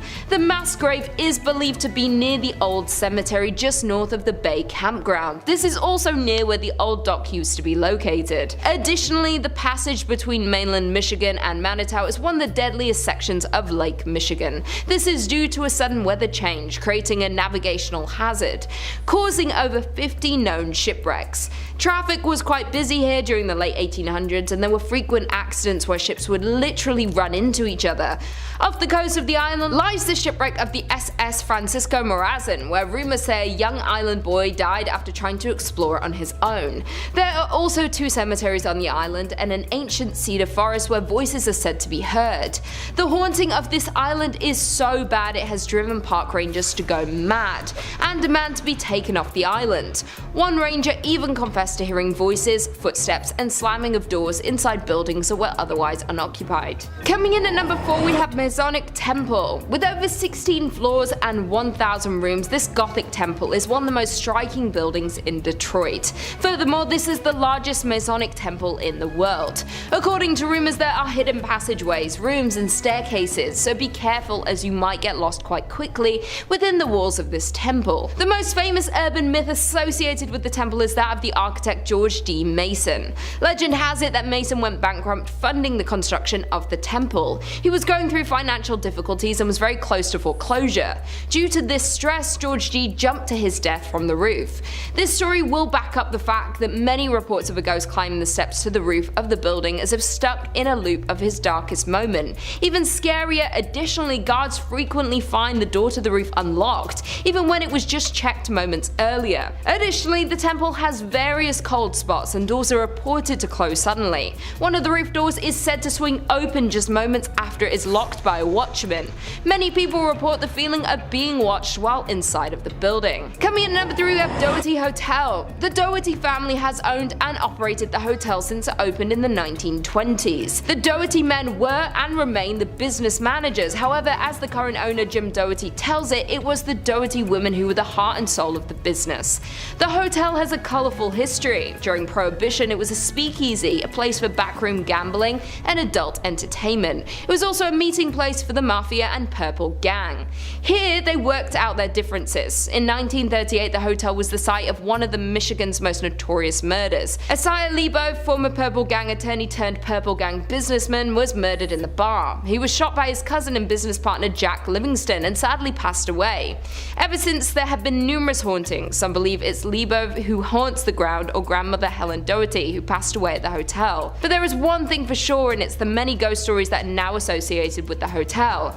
Guests guests, visitors, investigators, employees, and the owners have all had some kind of paranormal experience at the hotel, which includes perfume scent wafting through occasionally, loud knocking, bedroom doors open and close by themselves, and dark apparitions and shadowy figures have been spotted anywhere from the lobby to the top floor. Also, the spirits of other murder victims roam the halls, lobbies, and rooms. While some can be seen, others prefer to just make noise. Kicking us off at number 5, we have the St. Louis Cemetery number 1. The first of 3 Roman Catholic cemeteries in New Orleans, this is a legendary site for ghost spotting, although you'll need a vetted tour guide to get in. Break this rule and who knows what kind of curse you'll incur. The cemetery is full of above ground tombs, which some refer to as cities of the dead. These vaults are largely from the 18th and 19th centuries, although some of the graves date back to early 1700s. Of course, with all sorts of above ground burials, one would expect to see plenty of ghosts here. Visitors claim to see manifestations of ghosts walking around, and an abundance of amateur photographers claim to have captured ghost orbs on film. Digital too. Some ghosts are more famous than others, but at the St. Louis Cemetery number 1, none are as well renowned as Mary Laveau. The voodoo queen of New Orleans, Laveau made a name for herself through fortune telling, occult studies, and herbal medicines. These days, gawkers claim to see her floating through the cemetery where she's buried, wearing her signature bright colored clothing and white turban. Guests have reported being scratched, pinched, shoved, or even coming down with sudden unexplainable illnesses after seeing her ghost. For many years, followers of the occult would visit her tomb and mark it with 3 X's, but this led to more severe vandalism and it has been refurbished since. Laveau isn't the only ghost to roam the graves, but she is definitely the most well known. Just watch your back if you choose to visit and stick with the tour guide. Next up at number 4, the Hanging Jail. The Gothic Jail of De Ridder was built in 1915. Anything Gothic has a higher chance of being haunted, it's just how architecture works. That's why the Notre Dame is so full of ghosts. That and the whole Claude Frollo situation. Spirit appreciators in the know believe that the jail is haunted by 2 men hung for the slaying of a taxi driver. Joe Genna and Moulton Brasseau hired a taxi driver late one night and told him to drive. For reasons still up in the air, they killed him. Not knowing what to do with the body, the 2 men dumped it in the old Pickering Mill pond and ran off into the night. Maybe they drove off. I wonder if they took the cab. The body was found and traced back to the 2 would-be on-the-run murderers, and such they were convicted and then hung from the 3rd floor gallows. The interesting thing about the gallows though is that a spiral staircase circles around the noose. So there's a vertigo-inducing set of stairs surrounding the ominously hanging noose. Definitely a ghost creator if I've ever seen one. In addition to this lovely feature, there's also an underground tunnel connecting the jail to the next door courthouse. That is a tunnel you would not want to find yourself in after hours. Who knows what kind of crooked-necked wailing ghosts you find down there. Of course, there are plenty of people who claim to have captured photos of the ill-fated duo along with many other unlucky lawbreakers. Just remember kids, if you want to be a ghost, constantly do things that you'll regret. That way, you'll have all sorts of reasons to stick around for the afterlife. In at number 2, we have James Allison Mansion.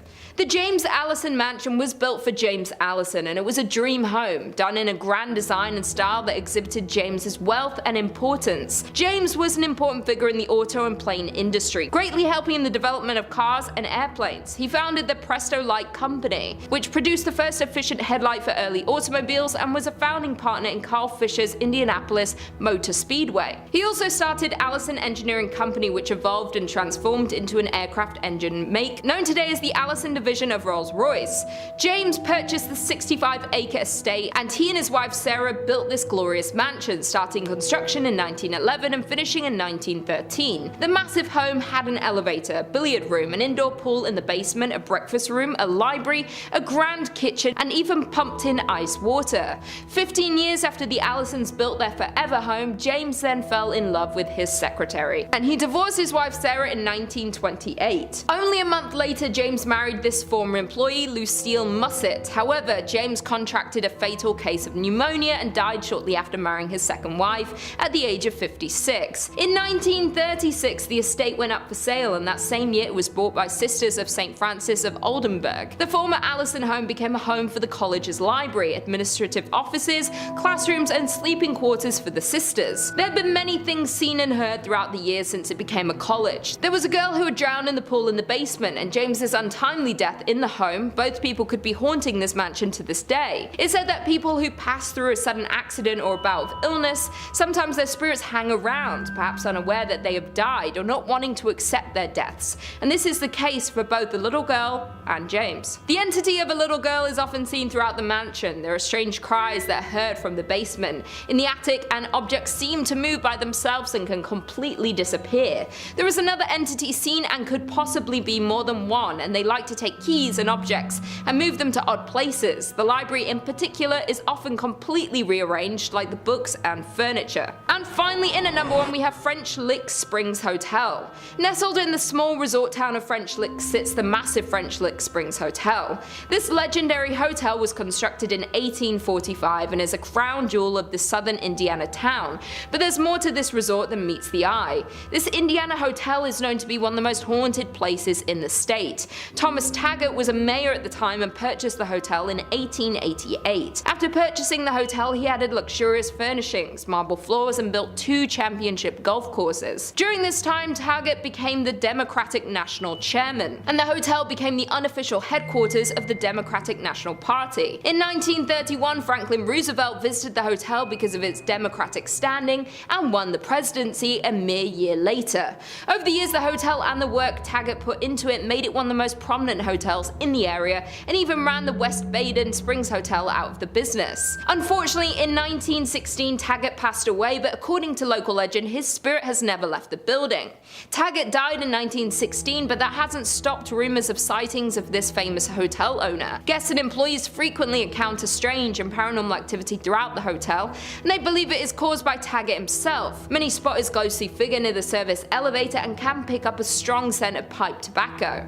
Others claim they witnessed his spirit riding down the hallway on a horse and making noise inside the ballroom. Some hear noises and others encounter his ghost, though usually both don't occur at the same time. Not only is Taggart's ghost living in the hotel, but there are also rumors of a former bellhop that lingers around the hotel. Many believe that he was a current employee until they saw old photos of him hanging on the wall or were told no bellhops were on duty when people had encountered him. Employees and guests say that it's pretty hard not to encounter some sort of activity when you're in the hotel, and due to the vast amount of paranormal sightings are why it's considered by many to be the most haunted place in Indiana and one of the most haunted places in all of the United States. Number 5 on this list is the Pali Highway. This highway is super unique in how it's haunted and honestly really interesting. Quoting Only in Your State, they write, "Nowhere is there a higher concentration of varied ghost stories than along Ohio's beautiful and haunted Pali Highway. From ancient Hawaiian legends to major battle sites, the highway meanders through the Kewalo Mountains between Honolulu and the Windward Coast, and it's one of the most ghastly places in all of Hawaii. It's said that Pele and the demigod Kamapua, a half-man, half-pig, had a bad breakup and agreed to never see each other again. Legend has it that you cannot take pork over the Pali Highway because it means that you're symbolically taking Kamapua from one side of the island to the other. If you try to bring pork across, your car will stop at some point along the journey and an old woman with a dog will appear. To continue along your way, you must feed the pork to the dog." Alright, so first, Hawaii is freaking awesome. I've done so many videos about so many haunted places, but never once have I heard a story about a haunted road where you need to feed pork to a dog. Like, shout out to our Hawaiian ghosts for switching things up. Also, the fact that this road symbolizes the breakup of 2 gods is pretty awesome. Pele, for those who don't know, is a Hawaiian deity of volcanoes and fire, and as the story tells us, Kamapua is a demigod in his own right. Now, as cool as this story is, I personally wouldn't want to be messing with the god of volcanoes or a half-pig, half-man superhuman, so if you do go down this road, do as the story says, and ditch the meat. Number 4 on this list is the Kaimuki House. Every place that's any place needs to have at least one haunted house, and this is Hawaii's. Only in Your State once again writes, "The famous haunted Kaimuki House, located on the corner of 8th and Harding on a foundation of 2 beds of lava rock, is known to many as one of the most haunted places on the island. The house itself looks relatively normal, but the story behind it is anything but. The creature said to reside in this house is a kasha, a man-eating ghost from Japanese folklore, and the stories surrounding its haunting of the Kaimuki House have been extensively documented. The original tale tells of a young couple who moved into the home and their neighbors who, upon hearing loud bangs and crashes, suspected domestic violence and called the police. When the police arrived, the couple claimed that they were being attacked by a force that they couldn't see. So guys, I did some research and looked into this Kasha creature, and this is really interesting. One, if it is a Kasha, then it's pretty far from home because they're said to reside in Japan. And two, this one functions slightly differently than a typical Kasha would. This creature is said to be a giant, grotesque looking cat thing that runs on two legs and looks super mischievous. Typically, a Kasha will steal corpses of those who are already dead, specifically people who performed evil deeds in their life. Therefore, it's pretty uncommon for a Kasha to actually attack people who are still alive, as the couple in our story reported. All this being said though, Kasha are considered to be servants of hell, so I'm not going to put anything past them. This house is the most haunted in all of Hawaii and should be avoided at all costs.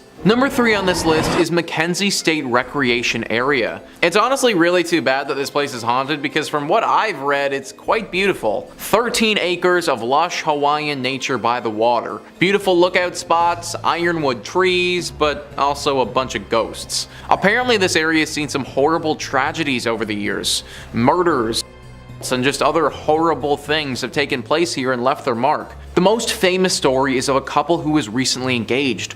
They went out to this park and were staying overnight doing a little camping trip. For reasons unknown to the police, this couple was beaten to death and left there. This could have been by a person, or it could have also been done by a demon. Their ghosts are certainly some of the most commonly spotted, but other apparitions are also seen occasionally. It should also be noted that just general scary things happen here on the daily. Screams coming from thin air, drastic changes in temperature, the feeling of a dark aura just hanging over top of you. All of this is part of the norm at this park. And like I said, it's really too bad that it had to be this way because in pictures, this area just looks freaking gorgeous. For obvious reasons though, I can't possibly recommend going here, and I do advise you to stick to some of the other gorgeous spots Hawaii has to offer. At lucky number 5 is Joliet Correctional Center. The Joliet Correctional Center, established in Joliet, Illinois in 1858, holds a storied past that is as captivating as it is haunting. This historic penitentiary served as a house of horrors for over 150 years, housing some of the state's most notorious criminals. Within its imposing stone walls lie a rich history of many eerie and disturbing tales. But the most chilling of these tales is that of the murder of the warden's wife in 1915. Odette Allen, better known simply as the warden's wife, was an aspiring singer before marrying her husband, Warden Ned Allen. The marriage would have her move from her home in Los Angeles to living in the Joliet Correctional Center with her betrothed. Odette was incredibly popular among the inmates. She was known to be a kind and compassionate woman who tried to make the lives of the prisoners a little more bearable by offering them small acts of kindness, such as providing treats or lending a listening ear to their troubles. The inmates would call her things like the Good Angel and the Little Mother at the Big Stir, out of admiration for her benevolence. The inmates would often act as servants to her and the warden, as an alternative to hard prison labor. In June of 1915, the warden went to Chicago to meet with politicians about the building of a new prison. Odette didn't join her husband because the dresses she wanted to wear weren't yet ready. One morning, Odette asked for the help of Joe Campbell, also known as Chicken Joe, a prisoner who had been convicted of murder at the age of 29. He was selected to be Odette's personal servant because of his great behavior and his healthy relationship with her and the warden. He was due for parole the next week, and Odette was going to testify for him at his hearing. Sounds like life was looking up for Chicken Joe, but what happened next would tragically bring all these good things to ruin for the young prisoner. The morning of her death, Odette asked Joe to refill her water bottle, go grab her coffee and a newspaper,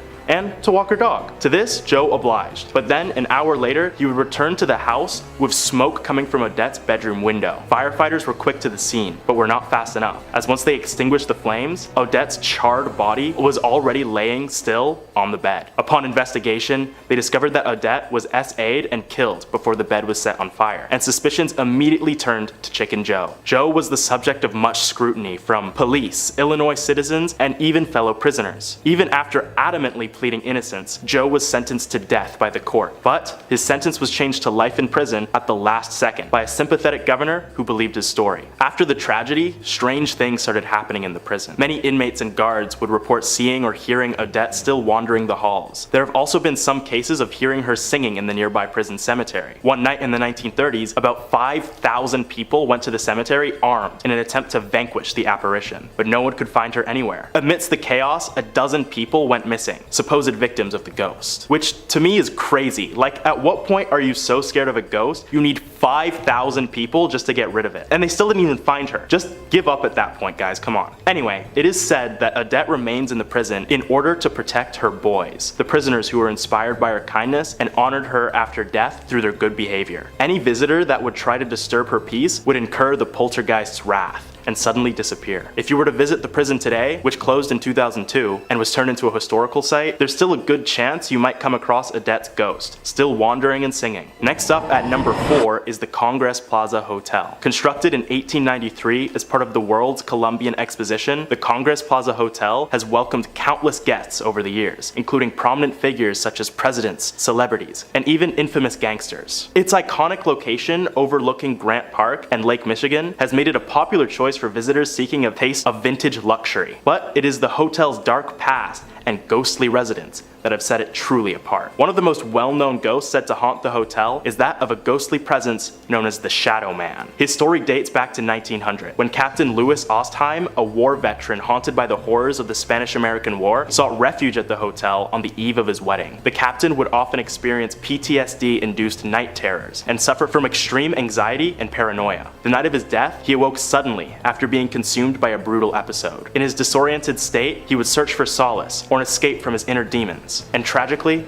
he took his own life. Ever since that fateful night, the spirit of Captain Ostheim has been seen walking through the Congress Plaza Hotel, appearing as a shadowy figure gliding through the halls with a haunting aura. Guests and staff have reported encountering the Shadow Man on multiple occasions, his spectral form silently following their footsteps, as if seeking some elusive connection or unfinished business. Those unlucky enough to meet the Shadow Man's gaze would begin feeling greatly distressed and having night terrors of their own, some meeting the same fate as him after the fact. As the years have passed, the legend of the Shadow Man has become deeply ingrained in the history of the Congress Plaza Hotel, adding to its reputation as one of Illinois' most haunted locations. The spirit's enigmatic presence, coupled with the tragic circumstances that led to his lingering existence, makes encounters with the Shadow Man as eerie and thought-provoking as they are dangerous. Do any of you guys see any ghosts while staying in a hotel? Leave a comment, because I feel like these days every hotel on the planet is haunted. Next, at number 3, is the Englewood Post Office. H.H. Holmes, no relation to Sherlock, was a deceptive figure who gained infamy in the late 19th century as one of America's first documented serial killers. Operating during the time of the 1893 World's Columbian Exposition in Chicago, Holmes constructed a nightmarish building with a name I'm not even allowed to say on YouTube. But for the sake of brevity, I'll call it Death Castle. Officially named the Holmes Castle or the World's Fair Hotel, Death Castle was a 3-story building located on the corner of 63rd and Wallace Street in the Englewood neighborhood of Chicago. From the outside, it looked the same as any other ordinary commercial building, complete with shops and apartments. However, its true purpose was far more sinister. Inside the castle, Holmes had constructed a labyrinth of secret passages, hidden staircases, and windowless rooms designed for his nefarious deeds. He used his magnetic charm to lure and manipulate unsuspecting victims, often young women and visitors to the World's Fair, into his deadly lair. The castle featured soundproof rooms, gas chambers, trap doors, and a chilling basement equipped with dissection tables and vats of acid. Holmes would typically seduce and swindle his victims before leading them to their deaths. Many were asphyxiated with gas, mutilated, tormented both psychologically and physically, and killed in various gruesome ways. Once they were deceased, Holmes would dispose of their bodies through the building's hidden chutes, transporting them to the basement for disposal. His exact number of victims remains a mystery, but it is believed he may have killed anywhere from 20 to 200 people during his spree. His sinister acts continued undetected for years, aided by his ability to change aliases frequently, making it difficult for authorities to track him down. Holmes' reign of terror finally came to an end when he was arrested in 1894 for an unrelated insurance fraud scheme. That castle didn't pay for itself, I guess. As investigators delved into his background, they began uncovering evidence for his horrifying crimes. On May 7th, 1986, H.H. Holmes was executed. Before his death, he confessed to 27 killings, but hinted at a much higher body count. Afterwards, the infamous Death Castle was later destroyed by a mysterious fire, and a post office was built atop the ruins. Within the Englewood post office, it is said that you can still hear the many screams of Holmes' victims. And there have been reports of those who dared venture to the basement, which survived the fire, and you can still see Holmes killing one of his 200 victims, a phantom that echoes the terrifying events that occurred over a century ago. I just got the chills. Next up, at number 2, is a short one. Resurrection Cemetery. Located in Justice, Illinois, the Resurrection Cemetery holds what it is known to be Illinois' most famous ghost, known only as Resurrection Mary. The story goes that Mary was a vibrant and lively dancer who attended the dance hall in the 1930s. One fateful night, she left the hall after an argument with her partner and decided to walk home alone along Archer Avenue. Tragically, Mary was struck and killed by a hit-and-run driver while walking along the desolate road. Since then, motorists driving along the street will often see Mary's ghost walking along the road wearing a white gown and dancing shoes. In some cases, Mary will appear as a hitchhiker, but by the time the car reaches Resurrection Cemetery, she would suddenly vanish, occasionally taking the driver with her. Remember guys, don't pick up mysterious, ghostly women off the side of the road. It's called stranger danger, and we should all know it by now. Moving on to number 1 is Menteno State Mental Hospital. Established in Menteno, Illinois in 1930, the Menteno State Mental Hospital initially served as a psychiatric facility for mentally ill and developmentally disabled patients, offering them treatment and care. However, over the years, the hospital's conditions deteriorated, leading to allegations of beatings, neglect, and the mistreatment of its vulnerable inhabitants. These inhumane conditions only worsened as time passed, with tales of neglect, experimentation, and even deaths due to inadequate medical attention began to spread, shrouding the institution and its reputation in darkness and sorrow. The hospital was at its worst when 384 patients and staff came down with typhoid fever in 1939 in an incident referred to as the Menteno Madness. The director of the hospital mistook the affliction to be nothing more than a case of diarrhea, but when patients and staff began dying, panic set in. Patients banging on windows, orderlies going missing, doctors deliberately injuring their patients. Everything that could go wrong went wrong. Those who died during the Menteno Madness would later haunt the abandoned asylum after its closure in 1985. Those who visited the old hospital would report seeing patients and doctors alike scurrying about the abandoned halls, but it was those who ventured into the tunnels beneath the hospital that were in real danger. Paranormal investigators have gone down into the tunnels in hopes of finding the rumored ghosts, but are met with a much more sinister presence. It is said that the malevolent doctors who would mistreat their patients wander the complex of tunnels, hoping to release their rage upon anyone stupid enough to enter their domain. What was once a place that healed was now a place that harmed, enthralling thrill seekers to see the mad doctors for themselves, only to pay an unfortunate price. After the repeated disappearances of ghost hunters, urban explorers, vandals, and the like, the building was demolished by Wrecking Ball in 2015 to discourage anyone from entering the haunted grounds. Number 2 on this list is the Broadmoor. Located in Colorado Springs, this hotel would be freaking awesome if it wasn't so haunted. Thrillist says this sprawling 5-star hotel has a lot to offer for anyone seeking a relaxing and indulgent getaway. But along with the golf course, spa, and nearby zoo, there's one feature you won't find in any brochure. Staff and guests alike have reported the presence of a woman,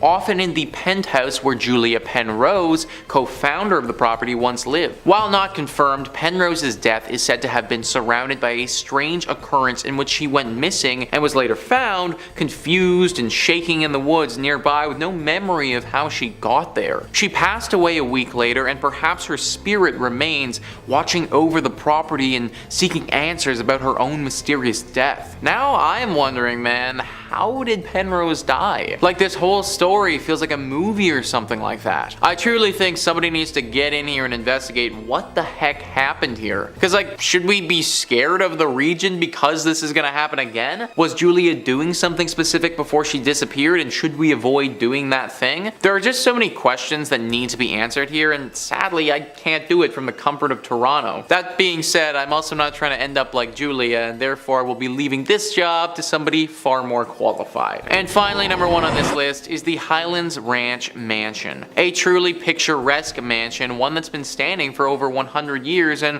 one that's home to a ghostly spirit. Thrillist says this sprawling stone mansion, built in 1891, is often rented for weddings and events due to its impressive structural beauty and picturesque prairie views. But it's also a historic property and somewhat of a museum of the times, with a bit of paranormal activity sprinkled in. The ghost of Julia Kistler, daughter of F. Kistler, who bought the property in 1926, is said to haunt the home, with visitors and staff alike reporting hearing a woman's sobs, seeing a silhouette figure moving about when the mansion was otherwise vacant, and lights sporadically turning on and off. I don't know about you guys, but during my wedding ceremony, I want to hear beautiful sounding music, not the sobs of some ghost woman thing. Apparently she's crying all the time, and this woman's emotions are not something to play with. There's a story where once several children were playing around here. There was a wedding ceremony scheduled here for later that day, and the children were off doing what kids do before the proceedings got underway. They ran into this ghost crying, and then they started to make fun of her. They were rude and definitely unkind, but they also didn't deserve what she did next. It's said that in a fit of rage, she flew inside their bodies and possessed each and every one of them for a short time,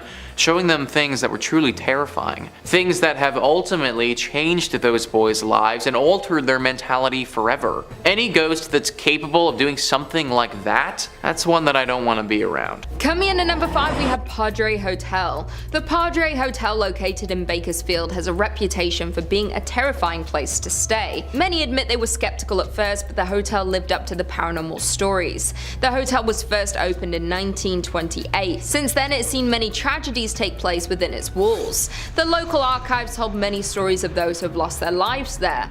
These guests now haunt the hotel, leaving behind signs that they still stay here to this day. There have been so many incidents here, it's sometimes unclear who was contacting the guests. In the 1950s, there was a large fire where many perished. Some say that in spots around the hotel, you feel an intense panic and sense of terror come over you, as if you yourself were trapped in the blaze. The upper floors are said to have the most paranormal activity, in particular the 7th floor. It is said to be a hotbed for unexplained paranormal happenings. Many guests even request to stay on this floor to see if they can experience these terrors for themselves. The hotel's general manager has shared some of the terrifying experiences she has had there. She said one night while she was making her rounds, she opened a door to a closet. Suddenly, she had an overwhelming feeling of cold and immediate adrenaline. She said her hair was standing up on her arm. Suddenly the door slammed and she ran as fast as she could out of the hotel. She said she told a couple of people who found her outside. She was clearly frightened and everyone wanted to know what she saw. She said since then she has rarely told the story. She has worked there for over 10 years and has never felt fear like this before. Others have witnessed recurring ghosts, stories that fit together from strangers who have never met. One common sight at the hotel is a man stood on the roof. Many see him as they first arrive at the hotel, thinking he might be doing work on the roof. They think nothing of it. He has been seen many times by different guests. Those who ask what he is doing up there are told no one is allowed on the roof after a tragic accident had occurred at the hotel years ago. Many believe it is the man's ghost who keeps appearing to guests as a warning to not enter the hotel. In at number 4, we have Alcatraz Island. Alcatraz Island is one of the most notorious prisons in history and can be found on the San Francisco Bay. Before it became a federal penitentiary, it was discovered by Spanish naval officer and explorer Juan Manuel de Ayala, who founded the island in 1775 and built several small buildings and other minor structures on the island. In 1850, President Millard Fillmore ordered Alcatraz Island to be set aside specifically as a United States military reservation for military purposes following the Mexican-American War. In 1861, the island held hundreds of Civil War prisoners. Then, in 1934, the prison opened and operated until March 1963, and as of lately has become a major tourist attraction. Alcatraz is the site of a now abandoned federal prison, the oldest operating lighthouse on the west coast of the United States, and early military fortifications. Landmarks on the island include the main cell house, dining hall, lighthouse, the ruins of the warden's house, social hall, parade ground, recreation yard, water tower, and other small buildings. Some of the most infamous criminals were kept at Alcatraz over the years, and due to the strong currents around the island and the ice-cold water temperatures, it made escaping nearly impossible. Some of the most notorious criminals held at Alcatraz include Al Capone, George Machine Gun Kelly, and Bumpy Johnson. Contrary to popular belief, it was in fact possible to escape and swim to shore. Extremely hard, but possible. During the 29 years of operation, the penitentiary claimed that no prisoner successfully escaped, but many questioned that. A total of 36 prisoners made 14 different escape attempts. 23 were caught alive, 6 were shot and killed during their escape. 2 drowned, and 5 are listed as missing and presumed drowned, but that is highly debated. Many believe that the 5 missing, all or at least some of them, were able to make it to land and were never caught. Due to the amount of history and deaths in and around the island, many believe there are dozens of spirits that roam in the abandoned buildings and even in death are unable to escape the island. Alcatraz is a popular tourist attraction because of its ghost sightings, weird occurrences, and history, and they offer daily tours to see the island and its buildings. In at number 3, we have the Queen Mary. The iconic Queen Mary ship is located in Long Beach and is one of the most haunted destinations in the United States. The ship was first christened in 1934 by Queen Mary herself, and it was retired more than 3 decades later. It has since been converted into a hotel where guests can sleep surrounded by the original wood paneling and portholes. If you do plan on staying on the ship, you may not be the only guest here though. There are multiple stories of different spirits that haunt the ship. There are so many different rooms on the ship that are haunted by many different ghosts, including the Mauritania room, the Mayfair room, boiler room number 4, and the first class swimming pool, just to name a few. Stateroom B340 in particular was a problem long before the Queen Mary became a hotel. In 1948, a British third class passenger, Walker J. Adamson, passed away in the room, and the details of his death are unknown. Later in 1966, a woman staying in the room reported that she had awoken when the bed covers were pulled off her and she saw a man standing at the foot of her bed. She screamed and rang for the steward, but the man quickly vanished into thin air. Years later, guests staying in the room reported hearing someone knocking on the door in the middle of the night, seeing bathroom lights mysteriously turn on, and even the hotel's maids would often find the bathroom water running even when no one had stayed in the room for days. Another area that is a paranormal hotspot is Shaft Alley or Hatch Door number 13, and it was the site of a gruesome accident where a crewman was crushed to death. His ghost is regularly seen around the area now. People often report hearing the sound of someone running behind them and whistling, while others have noticed that spots of grease that appear to look like fingerprints appear on their face, and some have even seen a figure of a bearded man in blue overalls that looks like a crewman. Due to the amount of paranormal activity, many ghost enthusiasts, investigators, and TV shows frequently visit the ship to stay and partake in the ghost tours they offer. Coming in at number 3, we have the Dauphine Orleans Hotel. What was once a bordello is now a very popular hotel and bar. Jilted lovers, recovering soldiers, mistreated women, they all have a chance to haunt this New Orleans landmark. Of all the stories, there are 4 that tend to come up no matter who you ask. The first is that of a lost bride, thought to be the spirit of a young woman named Millie. She was working for the bar as a courtesan when she met a dapper young man and they decided to get married. However, on the morning of the wedding, Millie's groom-to-be was shot dead in a gambling dispute. Distraught, Millie waited for days for her fiancé to show up and never took her wedding dress off. For years, she would wear the white dress around the bar, hoping that someday he would show up.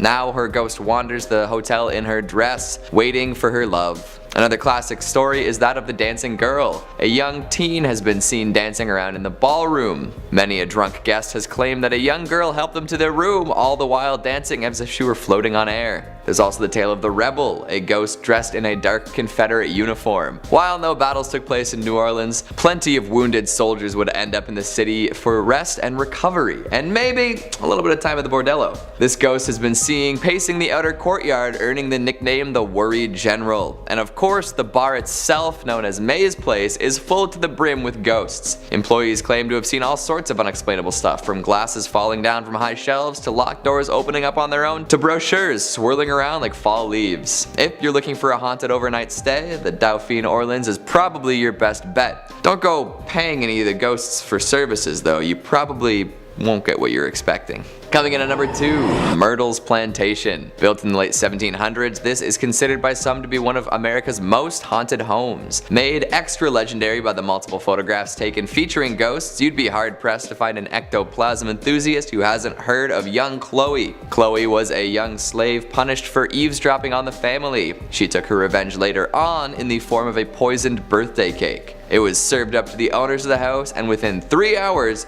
3 people were dead. Apparently that wasn't enough revenge for one lifetime though, as Chloe is still said to haunt the plantation. 2 different pictures have been taken with apparent ghostly qualities to them. One is a photo of the facade of the house, and if you look carefully in the corner, a ghostly visage can be seen. Another is of 2 tourists taking a selfie in front of a window, and Chloe can be seen peering out from in front of the curtains. While famous, some folks claim that they could be doctored.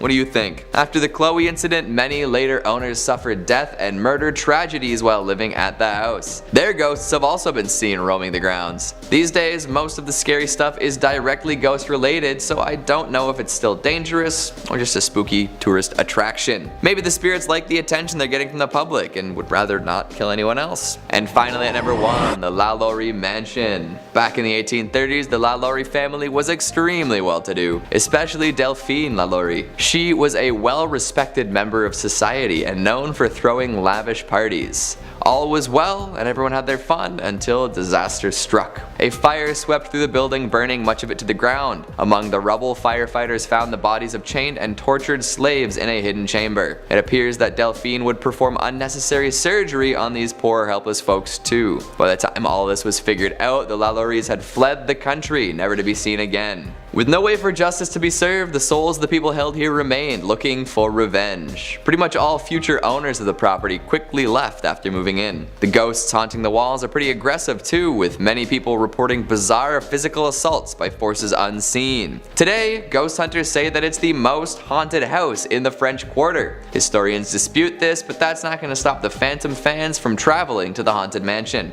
In at number 2 we have the Roosevelt Hotel. The Roosevelt Hotel in Hollywood was made famous due to the number of celebrities, past and present, who have stayed there, including one of the most famous women in history, Marilyn Monroe, who stayed at the hotel for 2 years early in her career and posed for her first commercial photography shoot by the hotel's pool.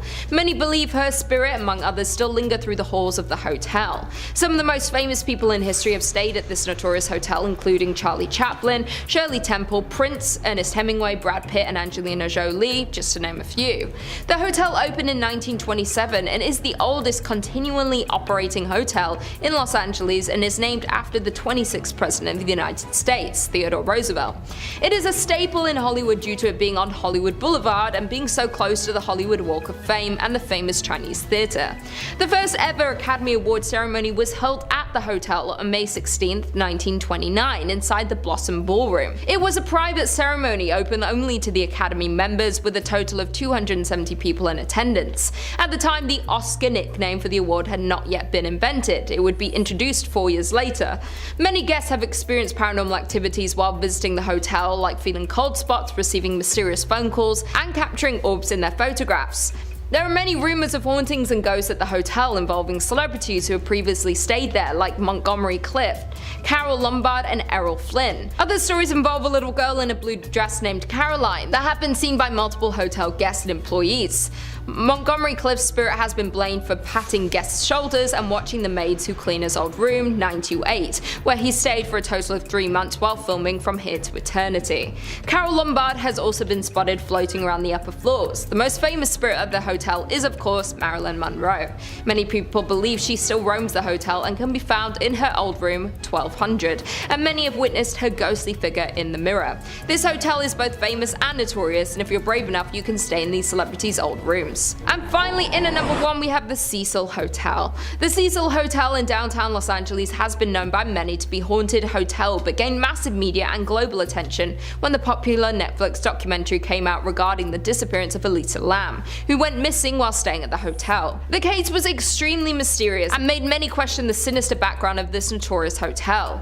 The hotel was built in 1924 as a destination for business travelers and tourists. It flourished throughout the 1940s, but saw a decline as the nearby Skid Row became extremely overpopulated and drugs and crime ran rapid. As many as 10,000 homeless people lived within a 4-mile radius from the hotel. For decades, this hotel had a reputation for violence and death due to the number of mysterious cases that have happened throughout the years at the Cecil. The first documented case of someone taking their own life occurred in 1927 when Percy Cook shot himself while inside his hotel room after failing to reconcile with his wife and child. The next one occurred in 1931, and more happened throughout the 1940s and 50s. Not only have many people taken their own life in this hotel, but many unresolved murders and mysterious deaths have also happened here. Many people believe all these occurrences make this one of the most haunted places in California due to all the souls still roaming around the hotel. One of the most famous true crime cases is that of the Black Dahlia, and it was confirmed in 2015 that Elizabeth Short was seen drinking at the Cecil's bar in the days before her notorious and unsolved murder in 1947. In the 1980s, the hotel had been the residence of one of the most famous serial killers of all time, Richard Ramirez, nicknamed the Night Stalker. Throughout the 1980s, he ran rapid in his killing spree, and he was a regular presence on the Skid Row area. And according to a hotel clerk who claims to have spoken to Richard, he had stayed at the hotel for weeks before his capture in 1985. Another serial killer, Austrian man Jack Underwaker, stayed at the Cecil in 1991, possibly sought to copy Ramirez's crimes. While staying there, he had killed at least 3 women. An astonishing number of people have lost their lives at this notorious hotel, and many deaths remain unsolved to this day. When Elisa Lam's case was made public, it caused even more confusion and questions about what really goes on at this hotel. The Cecil Hotel is known to be one of the most haunted places not only in California, but throughout the world. In 5th place, we have Preston Castle, also known as the Preston School of Industry in Ione. Opening in 1894 and named after state senator at the time, Edward Myers Prestonas, it was presented as an alternative to juvie, a place to send troubled boys to learn a new trade and avoid incarceration. To the general public, it quickly became known as the best reform school of its kind, where boys could grow their own food, raise livestock, learn farming trades and skills for self-preservation in the real world. Known as wards, minors under guardianship of the state, but not necessarily juvenile offenders, many boys passed from severe illnesses like tuberculosis or were simply killed by guards for reasons unknown. Records show that the initiation to the facility involved swimming through a pool filled with lye, and common discipline methods included starvation, isolation, public paddling, and lashings. A mass grave on the property contains at least 23 bodies of wards that were sent to be rehabilitated. Head housekeeper of the facility, Anna Corbin, was brutally beaten to death on February 23rd of 1950. Various students and members of the staff were suspects in her passing, but it remains unsolved. Visitors to the now landmark have reported meeting her spirit, which roams around the grounds with all the students that couldn't pass over. Physical representations of spirits at this location have included multiple slamming doors, falling objects, disembodied voices, and the feeling of being touched by a cold hand.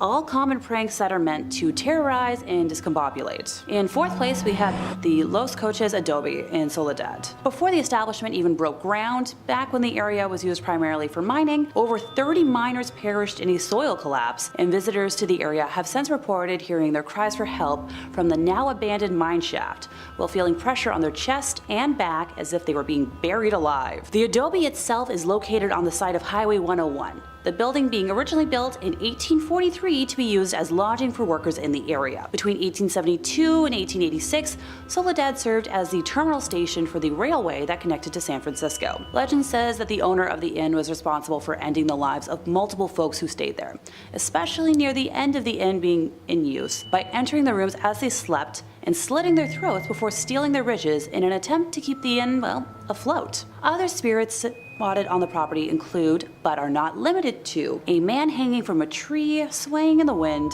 and a woman sitting while holding a pointer stick, with her mouth moving as if she's yelling at whoever spots her. It is reported that the wall between the living and the dead is so thin here that people who have stayed in recent history reported having the walls and surroundings inside of the building changed them to match the settings of the once deadly inn before their very eyes. Those who have opted to go so far as to stay the night have often woken up with handprints on their chest or throat, a remnant of what came before. In 3rd place, time to visit the Bodie State Historic Park. Formerly a genuine gold mining town located east of the Sierra Nevada mountain range in Mono County, California, and now a national landmark, it is known as one of the best preserved ghost towns in the world. It is named after W.S. Bodie, first name unknown, but rumored to be either William or Waterman, discovered gold in 1859 in an area now known as Brody Bluff. He tragically passed in a snowstorm that same winter and was never present for what came to be. According to pioneer Judge McClinton, the district's name was changed from the proper spelling of B-O-D-E-Y to B-O-D-Y, body, and then a few other phonetic variations to eventually become B-O-D-I-E after a painter in the nearby boomtown of Aurora lettered a sign as such. You know, an accidental typo that stuck through history. While the output from the mine is largely insignificant in terms of mining history, the violence and early endings to lives tell a different story. A particularly harsh winter between 1878 and 1879 claimed hundreds of lives, with many others perishing from fallen timber and explosions underground. Bodie as a town grew to have a reputation for violence and lawlessness, and unlike other mining camps at the time, killings were daily events.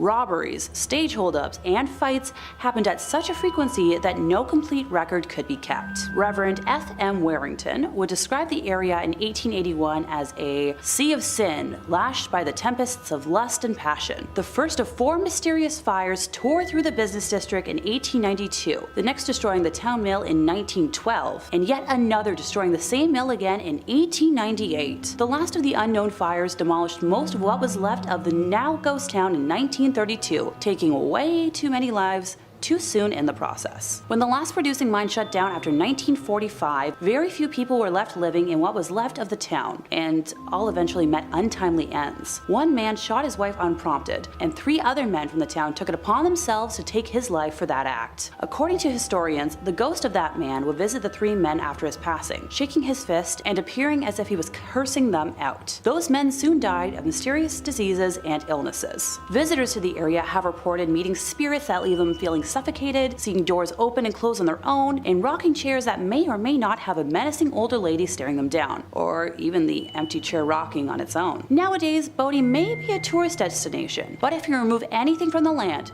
even so little as a pebble, you'll be cursed with remorse and tragedy. The park keeps a logbook of all letters and items returned to them, with each thief writing an apology note to Brody for what was taken. The curse is upheld by the ghosts of residents past who guard against thieves and protect the town's treasures. Coming in second place, we have the Cecil Hotel in Los Angeles, which was renamed to the Stay on Main in 2011. Cited as one of the inspirations for American Horror Story, Hotel, its history includes multiple deaths by a single hand and more unexplainable horrors. The first documented end of life at the Cecil occurred on the evening of January 22, 1927, when Percy Ormond Cook, age 52 at the time, shot himself in the head while inside his hotel room after spending over $40,000 in an attempt to woo back his estranged wife and an attempt to buy happiness. The next death that was reported was in 1931 when a guest, W.K. Norton, passed in his room after taking poison capsules. Too many lives to list were self-taken at the height of the Great Depression in the 40s and 50s. In 1947, it was claimed that Elizabeth Short, otherwise known as the Black Dahlia, was spotted at the hotel days before her gruesome and unsolved end of time. On the topic of unsolved deaths, we move ahead to 1964, when a retired telemarketer named Pigeon Goldie Osgood, who had been a well-known long-term resident at the hotel, was found brutally ended in her room, with said room having been ransacked. In the 1980s, the hotel was home for a few weeks to repeated ender of lives Richard Ramirez, nicknamed the Night Stalker. It's assumed that he engaged in most, if not all, of his killing spree while staying there, being convicted of 13 deaths total in 1989. A copycat of his, Jack Unterweger, stayed at the Cecil in 1991 and was responsible for the strangulation and death of at least 3 women of the night. The most recent death reported took place in 2013 when surveillance footage of Canadian student Elisa Lam behaving erratically in the hotel's elevator went viral. The video depicts Lam repeatedly pressing the elevator's buttons,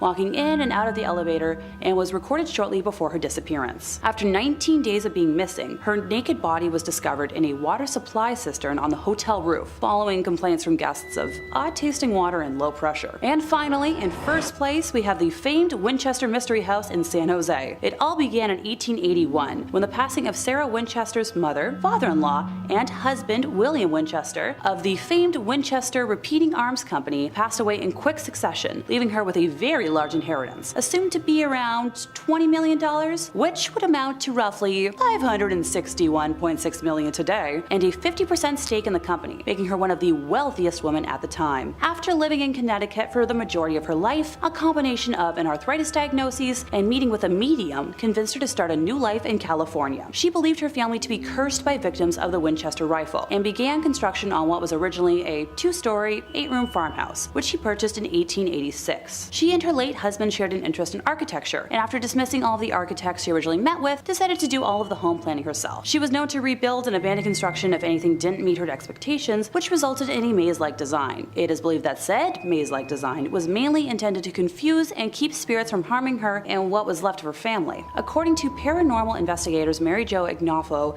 and Joe Nickel, the bell tower built on the property was used to summon spirits, and Sarah was known to throw lavish parties for the beings she feared in an attempt to please them. It was reported in the San Jose News in 1897 that a 7-story tower was torn down and rebuilt 16 times. As a result of her expansions, there are walled-off exterior windows and doors that lead to nowhere, along with staircases that end suddenly, and as the house grew in size, up to 5 additional levels were added to the home. When the 1906 San Francisco earthquake hit, the damage to the home was quite extensive. The 7-story two-story tower and most of the chimneys collapsed. An entire wing was destroyed, along with the third and fourth story additions, and pipes that were protruding from what were once window boxes. Before the earthquake, the house is believed to have had 500 rooms, and at this time of Sarah's passing in 1922, the house had 160 rooms, 2,000 doors, 10,000 windows, 47 stairways, 47 fireplaces, 13 bathrooms, and 6 kitchens. Visitors to the house today have reported multiple instances of experiencing cold spots, footsteps, cooking smells,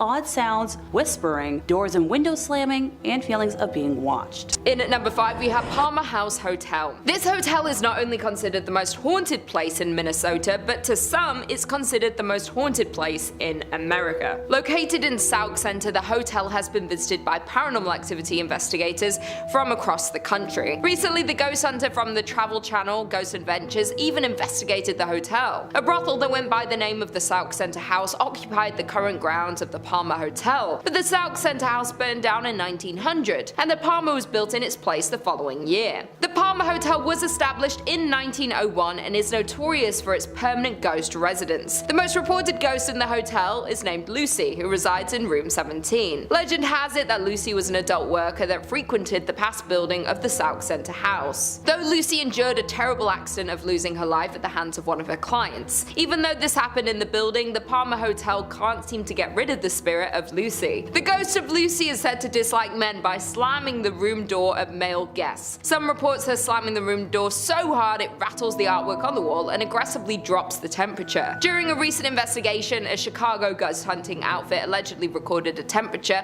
of -1 degrees Fahrenheit during their stay. Additionally, there was a couple staying at the hotel that reported a horrifying ghost encounter in room 17, where the wife woke up in the night and suddenly saw a lanky man dressed in 1920s clothing standing at the foot of the bed. Other active areas include the bar in room 22, home to a spirit named Raymond, rumored to be Lucy's manager. One employee of the Palmer House Hotel has confessed that their favorite paranormal experience is when guests complain about how noisy the people above them are, even though they are on the top floor. The ghost encounters and paranormal activity is so frequent at the Palmer Hotel that the current owner, Kelly Freezer, didn't believe in ghosts, but this changed when she became the owner of the hotel. In at number 4 we have the Soap Factory. The Soap Factory was at its peak during the soap boom of the 1880s, though now the factory has been left abandoned. The Soap Factory is one of the oldest factories in Minneapolis. While the process of making soap required lots of fats, lye and extremely hot temperatures, therefore it wasn't the most glorious or safest workplace in its day. Furthermore, the fats came from animal carcasses, thousands of them. The flow of blood and skin leaked into the Great River next door in the turn of the century. The building's smell of flesh made it a hot spot for stray dogs that the city paid to be rounded up and sent to the end of their life. If that's not creepy enough, there are legends regarding malpractice taking place at the factory, with animal fats from local restaurants taken to be made into soap. And there were also rumors of child labor at the factory, but whatever you choose to believe, there is no denying that the site contains negative energy. Now the basement of the abandoned factory is used for haunted tours. The tour is so scary in fact that guests have to sign a waiver and have to be 18 to go on the tour. In at number 5 we have Whispers Estate. The Whispers Estate was built around 1894, and between 1899 and 1901 is when Dr. George and Sarah White moved in. George was a successful physician and ran his practice from their home. The two adopted many orphaned children, and unfortunately several passed away in the house over the years. Some of the children they took in were troubled. Many of them passed away in the bedrooms and other areas of the home, and even some of Dr. White's patients have been said to have also passed while in the home. Dr. White practiced in the home for over 25 years, so it's probable but unknown how many over the years had passed in the home. In the early 2000s, the home underwent renovations and a lot of bizarre activity began. Many claim that lights would flicker on and off, footsteps would be heard stomping around on the second floor, and as time went on, the activity escalated.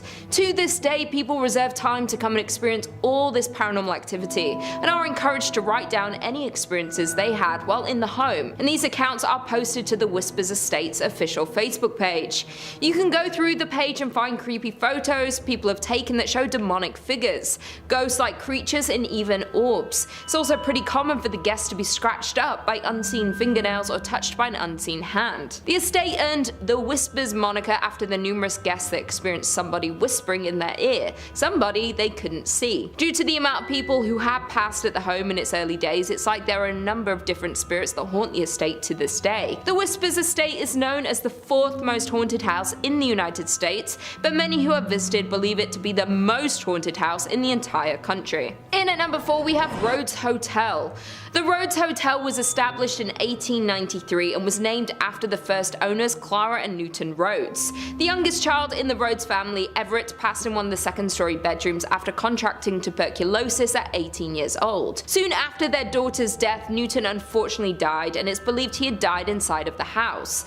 After Newton's passing, Clara turned the house into a dual brothel and speakeasy. It's said that one of the ladies of the night, Sarah, still haunts her bedroom tucked behind the stairs on the 2nd floor. After Clara's death, the family home was opened as a hotel in the late 1800s and was meant to house those flocking to East Central Indiana during the natural gas boom. It's even believed that John Dillinger and Al Capone stopped at the hotel for a stay after hitching a ride on a train to Indiana. Not only did the family pass in their home, but a preacher by the name of Lester Poor supposedly hanged himself in the attic during the time when the home was converted to a hotel. But many believe his death could have been a murder. Due to the hotel's rich history, many locals and visitors have experienced paranormal activity, and everyone in the town knew that many spirits that passed in the building still haunt it to this day. The hotel closed its doors in 1937 and the property remained in the Rhodes family hands but sat empty for more than 30 years. The hotel and its contents were eventually auctioned off and it landed on the National Register of Historic Places,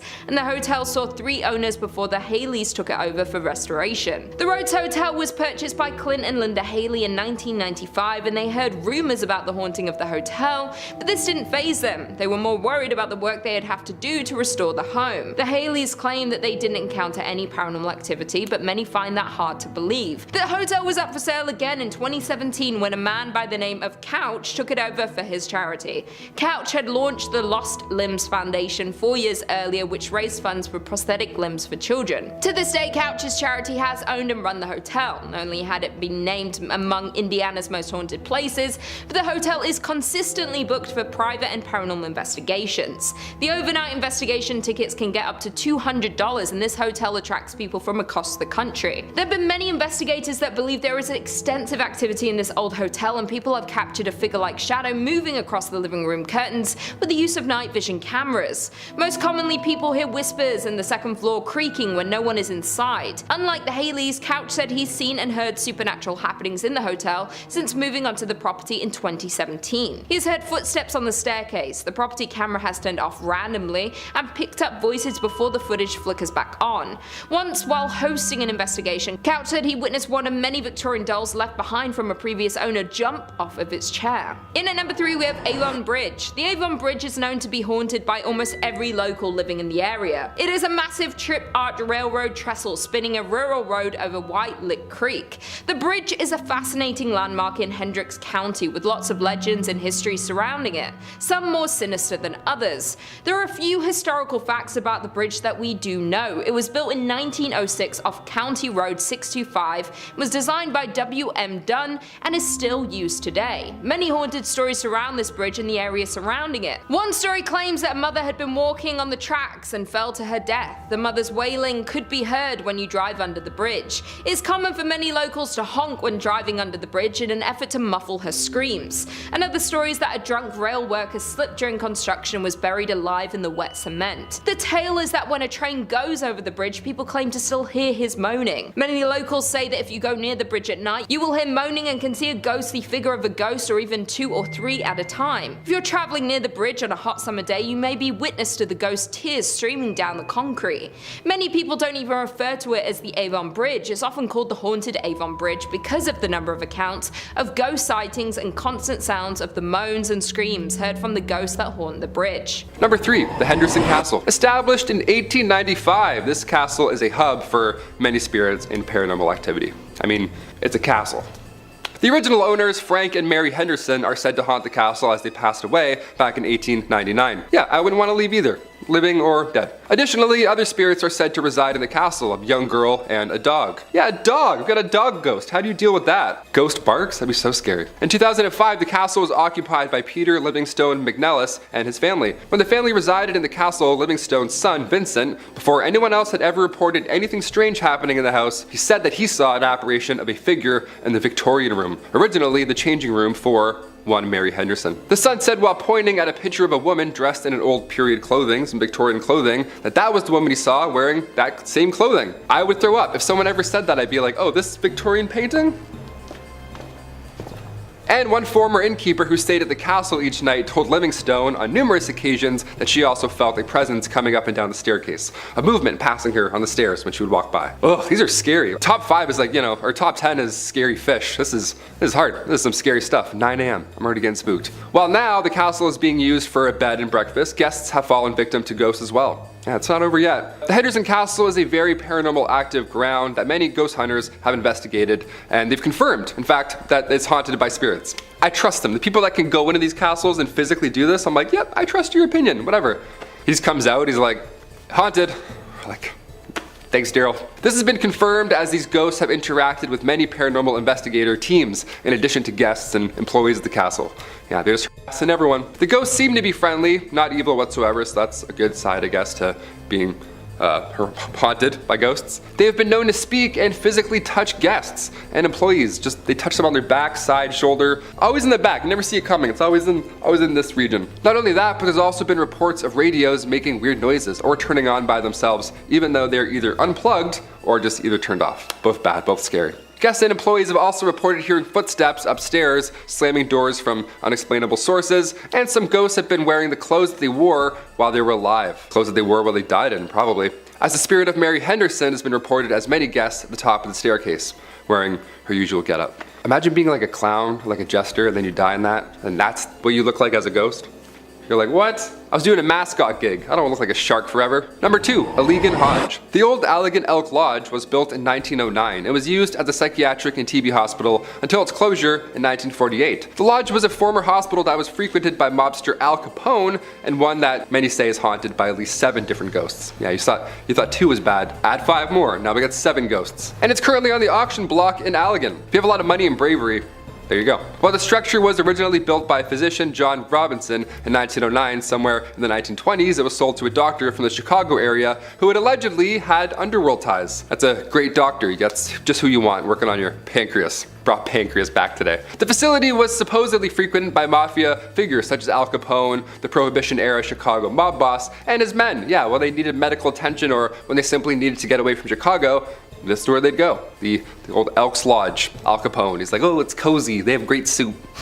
Years later, it was used as an Eagles Lodge and an Elks Lodge. And in 2010, it was acquired by an Allegan woman who began renovating the property, but now she wants to sell it. Yeah, can't imagine why. Because one of the former doctors who owns the lodge had underworld ties, maybe? Something like that? I don't know. It led to a lot of people believing that there's a lot of undercover stuff about this lodge. It's still happening to this day. I don't know why I'm doing this like it's like over there, but I'm like, there's something going on in that lodge. Especially as it's known to hold 7 different paranormal entities, like I mentioned previously. For many years, employees and visitors have told stories of spirits who relentlessly roam the building. Some of the paranormal activity that has been experienced here includes cabinets opening up by themselves in the kitchen, sounds of children laughing, it's always calming in the morning, photographic anomalies captured throughout the building, and like you name it, shadowy figures in the basement, all bad. Notably where the morgue was located, the basement, good stuff, a lot of stuff happening in there. They'd be knocking on the front door, indiscernible conversations, and ringing at the doorbell when no one was present. Yeah, good stuff. Again, I have goosebumps, they're back. Guests also heard footsteps and the sound of hospital activity long after being used as one. They'd also see full-bodied apparitions of children.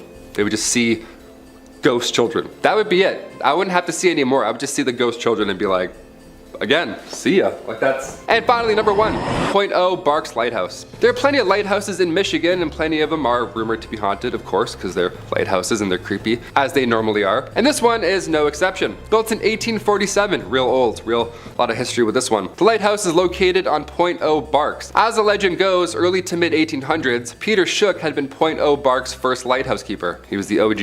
In 1849, Peter drowned while he and a couple of friends were sailing to Port Huron to pick up supplies for for the lighthouse. He left behind 8 kids and his wife Catherine, and she took over at that point for Peter's duties, thus becoming Michigan's first female lighthouse keeper. Since then, people have claimed to see the spirit of Catherine walking along the edge of a cliff dressed in mourning clothes, as she is still heartbroken by the loss of her lover, of course. As we talked about earlier, ghosts like to wear the things that they were, that they passed away in. Again, would hate to be a clown outfit, that would suck. She had also been spotted in the window of the 2nd floor wearing an apron, along with an apparition being seen, footsteps ascending and descending the tower stairs, and giggling has also been heard. Yeah, you hear giggling and there's cold spots, therefore haunted, for sure haunted. And the smell of burnt tobacco has also been wafting through the air many a times. Lighthouses are pretty stressful, more than fair. When paranormal investigators, specifically the Southeast Michigan Paranormal Society team, when they had a 2-day intensive investigation after their search, they concluded that they believe that there is every reason for the lighthouse to be haunted. The investigators did some electric voice phenomenon work in the living room, and then they heard loud thuds from overheard. Like, where did they get this gear from, Like, I want this gear. I have some questions of myself going on in the apartment. I want to swing it around a bit. A sound of something scraping along the floor as well, and additionally, during their investigation, the rocking chair had moved 2 feet and was still moving.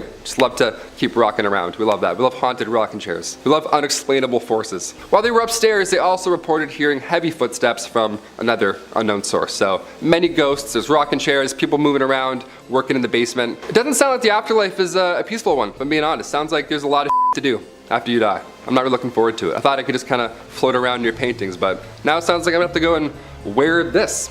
Wear my morning clothes, who knows? And coming in at number 5, we have the Houghton Mansion. Built in the 1890s in North Adams, Massachusetts, for the mayor himself, Albert Charles Houghton. This neoclassical revival-style mansion sits on 172 Church Street. A family man, Albert was the president of Arnold Print Works, a prominent textile factory in North Adams. His wife, Cordelia, daughter Mary, and himself had owned and lived on the property right up until the fatal car accident which took the lives of the family in 1914. On an early summer morning, Albert and his family, accompanied by another family, Dr. and Mrs. Dutton and their daughter, and of course the family chauffeur himself, Mr. Witters, had decided to head out into the countryside for a leisurely drive, a drive that ultimately took their lives. Unfortunately, for everyone on that August 1st morning, after a steep turn, the car lost control and proceeded to screech off the road, resulting in a rolling fatal wreck. All the women in this tragedy losing their lives, with the men barely surviving from the multitude of injuries. On August 11th, just 10 days after the accident, without his wife and daughter, Albert mysteriously died in the home from what doctors think was a broken heart. It is said that 3 ghosts haunt the Houghton Mansion, including Albert himself, Albert's daughter Mary, and the driver, Mr. Witters. The mansion remained with the Houghton family until 1926, when Albert's daughter Florence and her husband sold the building to the Freemasons. This is when the spookiness really started happening. Through its multitude of use throughout the years, additions to this historic site were added on by the Masons, using it for ritual and spiritual purposes, making this story even weirder. Over the years, there have been countless paranormal witnesses claiming that the ghosts roaming the halls of the basement, Mr. Witters himself, guilt-ridden with the responsibility of the crash, and Mr. Witters took his own life shortly after returning home with injuries, and residents that have stayed at the site have claimed that the manly figure aimlessly rummaging through the basement is the driver himself. Among these claims have another spirit lurking in Mary's bedroom. It is said that overnighters have witnessed multiple bright lights and auras flying around the bedroom in the middle of the night. I wouldn't even step foot into this house, let alone set up camp and spend the night.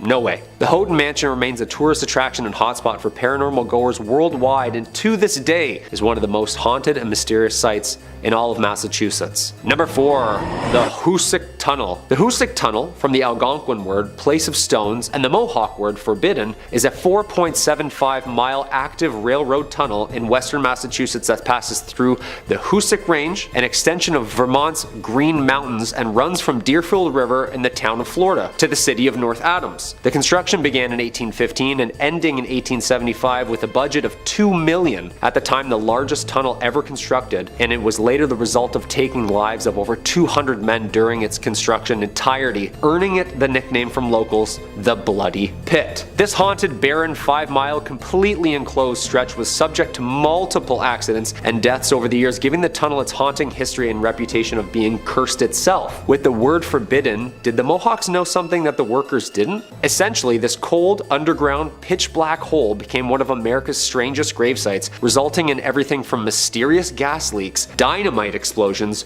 roofs collapsing, and even mechanic failures resulting in a mass flood. For the past decades, there have been numerous paranormal activity witnesses who have documented strange events, from police officers to the freight conductors themselves. Some of the reports over the last 100 years included numerous farmers and wagons ending up in different areas of the railroad, missing hours of time. The farmers had claimed that when spending time around the railroad and its tracks, that memory and confusion would always set in. Some residents have claimed that they have even been chased out of the tunnel by an unexpected freight train chugging along aggressively through the tunnel like a bat out of hell, and then vanishing. Numerous ghostly figures resembling workers roam the dark tunnel, and if that isn't scary enough, some people, including hearing the echoes and screams of even the workers who were buried alive under the rock, still holding their tools, or even seeing ghostly figures in pumping chambers where numerous men tirelessly making rafts not to drown. The Hoosac Tunnel remains one of the most visited and haunted places, marking it just one of the sites you'll probably never find me at. Just in 2020, the tunnel was yet again subject to a mysterious collapse, resulting in months of repair. Yeah, I say stop fixing it and just let it be. Number 3. The USS Salem. Planes, trains, and automobiles. Well, almost. A big boat. The USS Salem, a heavy cruiser built for World War II in 1945, was originally built for action. Its bold, aggressive architecture was one of the last, as it was more of a bluff to its opponents than actually a hero of war. In May 1949, War Departments handed the Salem's helm to Captain J.C. Daniel himself. The ship was built and updated with what was then the latest military tech and weapons, and it was meant to strike fear in whomever or whatever was in her way. Although the ship wasn't used in any action during World War II, it acted as a flagship, training operation, and main purpose as a threat to the naval enemy. It wasn't until the USS Salem had responded to the 1953 Ionian earthquake, or also known as the Great Kefalonia earthquake, as it hit the southern Ionian islands of Greece on August 12th, devastating the entire area. The USS Salem landed on Greek shores and acted as an improvised hospital and morgue, giving it its famous name, the Sea Witch. The ship was decommissioned shortly after its rescue and lays in Boston's harbor as a tourist attraction from all of its dark history. Some of the paranormal activities that arise on the ship include the Burning Man, who smells of rank death and can be seen in the mess hall where the bodies have been stored. Another famous apparition on the ship is the ghost girls who lurk the halls of the ship. Little ghostly figures can be seen and felt on the legs of tour goers. Some people claim that the ship is even home to hellhounds, an aggressive pack of ghostly creatures that roam the ship growling and scratching at closed doors. Yeah, the next time my dog scratches at my door, she's going up for adoption. I'm sorry. In at number 3 we have First Avenue. Located in downtown Minneapolis, the building, which is now home to this nightclub, has a rounded front, is painted black, and has white stars on its sidewalls with the names of many of the musical talents who have done shows in one of these 3 event rooms found inside. Before it was famous for being a nightclub, the First Avenue was a Greyhound depot. The First Avenue legend has to do with the building's former self, the great Art Deco Greyhound bus center that opened on 7th Street in 1937. The story goes that a young woman went to the station to meet her boyfriend who was returning home from World War II. When she was informed that he had died in combat, she ran into the restroom and ended her life due to heartbreak. In recent years, multiple First Avenue staffers have reported seeing a ghost in the washroom. The ghost has been reportedly described as a woman always in a green army jacket and sometimes seen dancing at the club along with other ghosts. Legend says that many homeless people died in the bus station as well, and they can be seen dancing with the women. There have been reports of another spirit haunting the nightclub. The staffers nicknamed this spirit Slippy, while this particular ghost is said to make a balloon appear from nowhere which then floats up and down the staircase on its own. Dave Schrader, paranormal investigator, visited First Avenue to assess the paranormal activity in the building multiple times and has concluded that the building is indeed haunted by many spirits, indicating that the record room is the most active area of the site. While DJs that have played at the venue have reported frequently hearing strange noises through their headphones, such as growls, voices, and screams, other performers report their equipment being pushed off stage with no explanation. In at number 2 we have Schmidt Brewery. Schmidt Brewery became the largest in Minnesota by 1860, producing 1,200 barrels annually and shipping them as far south as Tennessee. It was restructured as the St. Paul Brewing Company in 1898 before being sold to Jacob Schmidt soon after in 1900. Since its opening in 1884, many ghost hunters have visited the Schmidt Brewery to experience some of the many rumored paranormal activities. The brewery has been the site of many constant unexplainable instances, from fires to people losing their lives to terrible accidents. This place has seen a lot of scary sights, while the victims of these events linger around to haunt the grounds of the brewery. Even though the building is now used as an artist's loft, that doesn't take away the scary history of the Schmidt Brewery. While most of the ghosts that haunt the grounds of the old brewery have to do with ordinary brewery workers dying in terrible accidents, in 1896 2 workers lost their lives in an explosion. Furthermore, in 1902 a worker fell down an unmarked elevator shaft. Additionally, in 1904 Matthew Colo, a worker whose job was to light gas lamps in the brewery, lost his life from inhaling flames. Schmidt Brewery has been a St. Paul haunt since 1855 for more than a couple of reasons, when owner Jacob Schmidt took down the original North Star Brewery sign,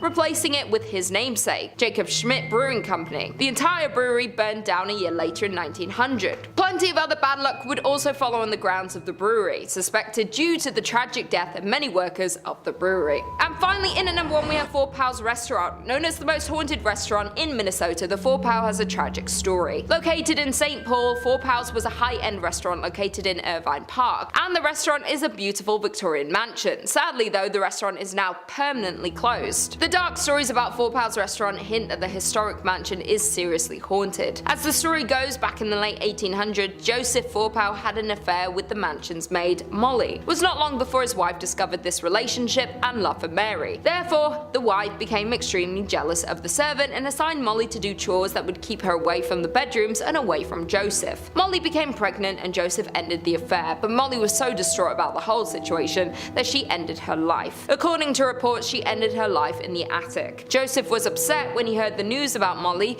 that he figured he could not stay in the house where his beloved died. One day he went out for a walk and ended his life as well. Since then, restaurant guests and employees have reported creepy sightings of a woman dressed in 1800s attire, lights turning off and on by themselves, and strange noises coming from the attic. In one case, the disturbances were so chaotic that led to an investigation by the St. Paul police, whose canine dog refused to enter the attic. It is said that Joseph and Molly both haunt Four Pals, but many guests have said Molly is more active spirit. People say they have seen the two walking around the dining area, but Molly bangs on walls and smashes glasses. Some people say they can smell her lavender perfume. That being said, Mr. Four Pal is also sometimes seen, and his ghost has been reported wearing a dark waistcoat, silk vest, pinstripe trousers, and a derby hat. He can be seen going to the basement, at which time the lights flicker and shuffling noises are heard. He roams the house and has been caught on film many times. The former staff of the restaurant have also reported on many occasions when they would go floor by floor turning off lights as they close down for the night. Then when the staff members get in their cars to leave, they'll notice the top floor light is on. Nevertheless, if the restaurant is haunted, the story of Mr. Four Pal and Molly is one of the most devastating to date. Number 2 on this list is Kalihi Valley.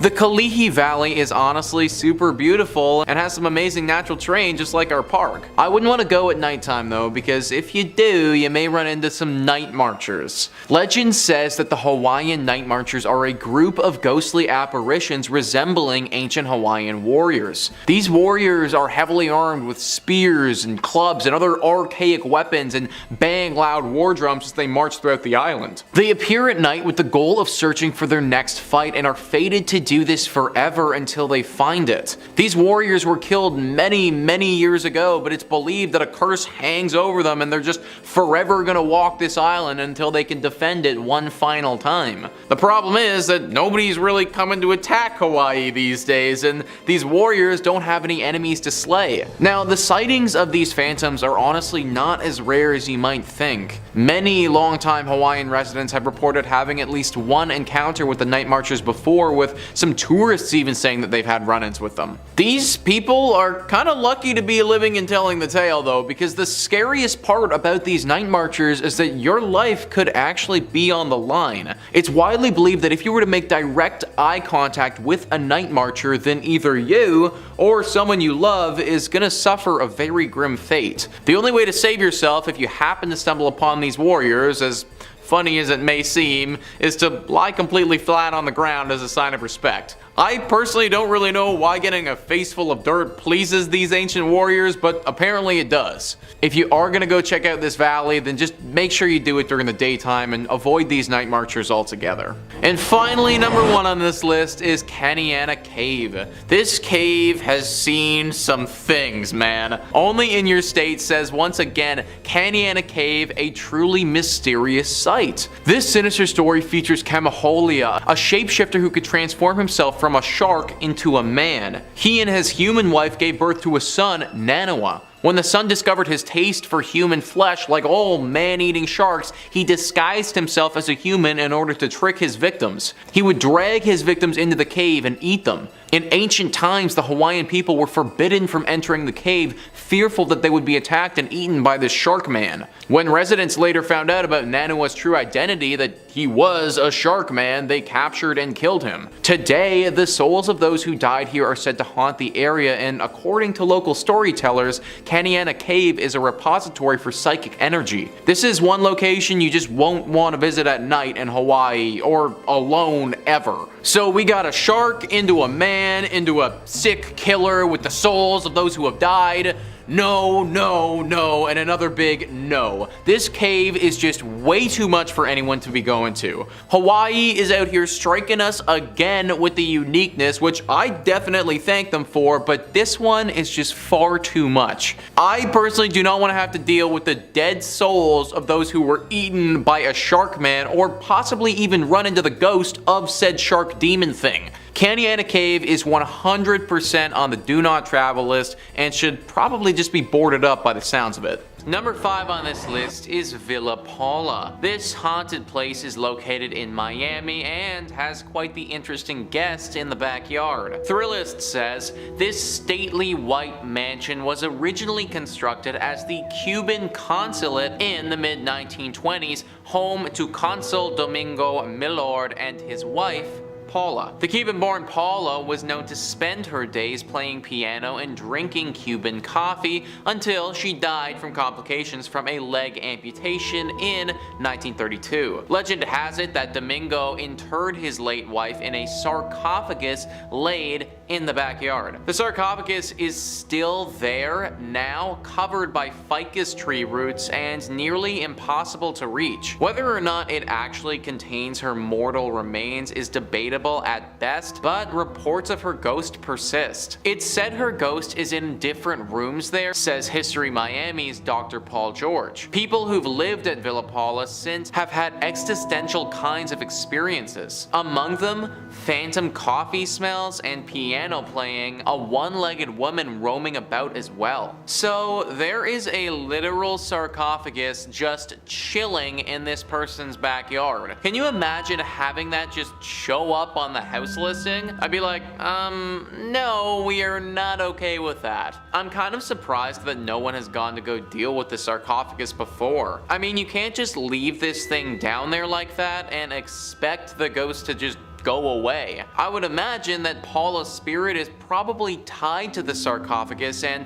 in turn it's tied to the area. Granted, I do kind of understand why no one wants to dig it up. Think about all the crazy stuff that's happened with the pyramids. You dig up this sarcophagus and you might end up being cursed for life, which is obviously something that nobody wants. But now we're left in this awkward place where we can't get rid of the ghost, but at the same time can't live here either. That's why I'm recommending to all of you watching, just avoid Villa Paula altogether. Number 4 on this list is the Blue Anchor Pub. So this is an interesting one because this pub didn't actually start in Florida. Thrillist says this pub was built in 1840s London during Jack the Ripper times, so it should be no surprise that it's haunted. The story goes that the bar was raised in London, but its wooden interiors were sent to New York City and then onto this sleepy Florida town in 1996. Little did anyone know that the pub's original elements came with the ghost of Bertha Starkley,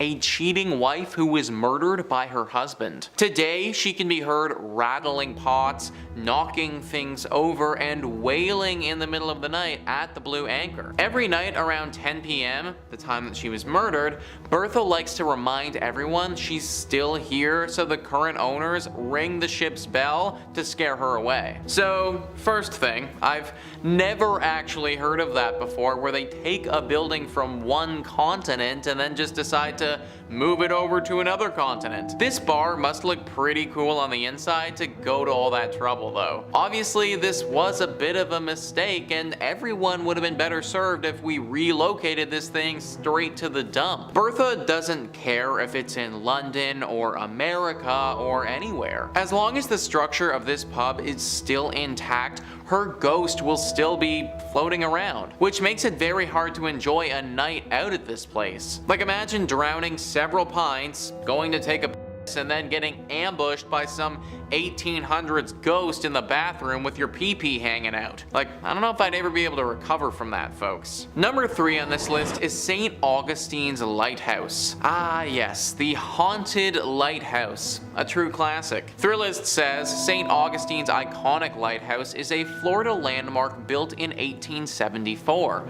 But climb up its 219 steps, and it's not just the views that will take your breath away. First, there's the ghost of Joseph Andrew, the original lighthouse keeper who fell to his death while painting the 165-foot tower. Then there are the Pity's 2 daughters who were playing with a building cart when it broke loose and slid into the nearby bay, drowning them both. While the girls giggle and run up and down the lighthouse steps, Joseph has been reported smoking cigars at the top of the lighthouse, keeping watch over his forever home. You know guys, if I had to be a ghost, then being Joseph wouldn't be the worst. I get to look out at the pretty scenery at the top of my lighthouse where hardly anyone bothers me, and I get to smoke cigars all day. Like, obviously I wouldn't want to be a ghost, but if I had to be, then this wouldn't be that bad. Either way, I'm not a ghost now. I am very much a human being, and if I want to stay a human being, then I recommend avoiding this place. It can obviously be very jarring to see 2 little ghost girls running around,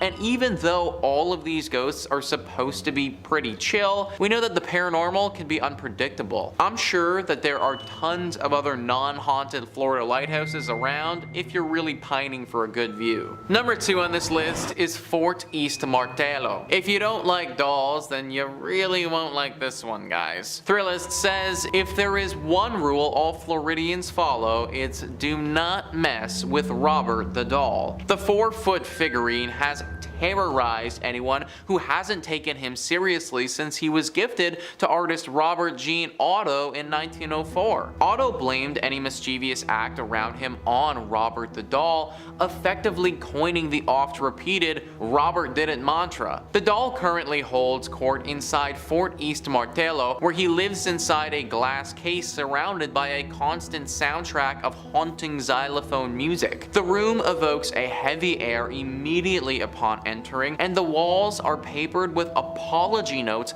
from cocky tourists who've dared cross the world's most haunted plaything. Even the Prince of Darkness himself, Ozzy Osbourne, felt Robert's wrath when he suffered a series of health mishaps shortly after dissing the doll on his reality show. I don't like dolls, folks, especially the haunted variety, so this entry obviously had to make the list. Clearly it curses you after you see it because people literally have to come back here and ask for its forgiveness. I don't know if the notes work or not, but I guess that's all you can do when you're dealing with a haunted doll. Hopefully this doll can just chill out and stop haunting people, but in the meantime, I just flat out avoid going to this place in Florida altogether. And number 1 on this list is Casa Monica Resort and Spa. It really sucks that this place is so haunted because it's truly beautiful. Thrillist says St. Augustine's fanciest hotel is also its most haunted. In fact, this 5-star Mediterranean revival haunt is a hotbed of spectral activity. Children are heard running along the 4th floor, but no one is there. The radio in the Ponce de Leon suite randomly comes on, but no one's there. Guests of room 411 wake up to people staring at them, but no one's there. But it's the 3-story Flagler suite high in the tower that's most haunted. Maids have seen a child's handprint appear on the 1st floor bathroom mirror, and after knocking, one heard a man say, "We've been expecting you," from an empty bedroom. Its spookiest claim to fame, however, is the male ghost staring out of the top tower window. He's believed to be the ghost of one of 2 people, either Franklin Smith, the architect who built the hotel, or Henry Flagler, the man who purchased it. I personally don't care if it's the architect, the man who purchased it, or God. Anyone who says, "I've been waiting for you as I enter an empty bedroom," it's not the type of individual I want to be around. Also, where are these children coming from and what are those sounds? Okay, so you want to tell me a scary story where the architect of the building fell in love with his work and then when he died, his ghost stayed here.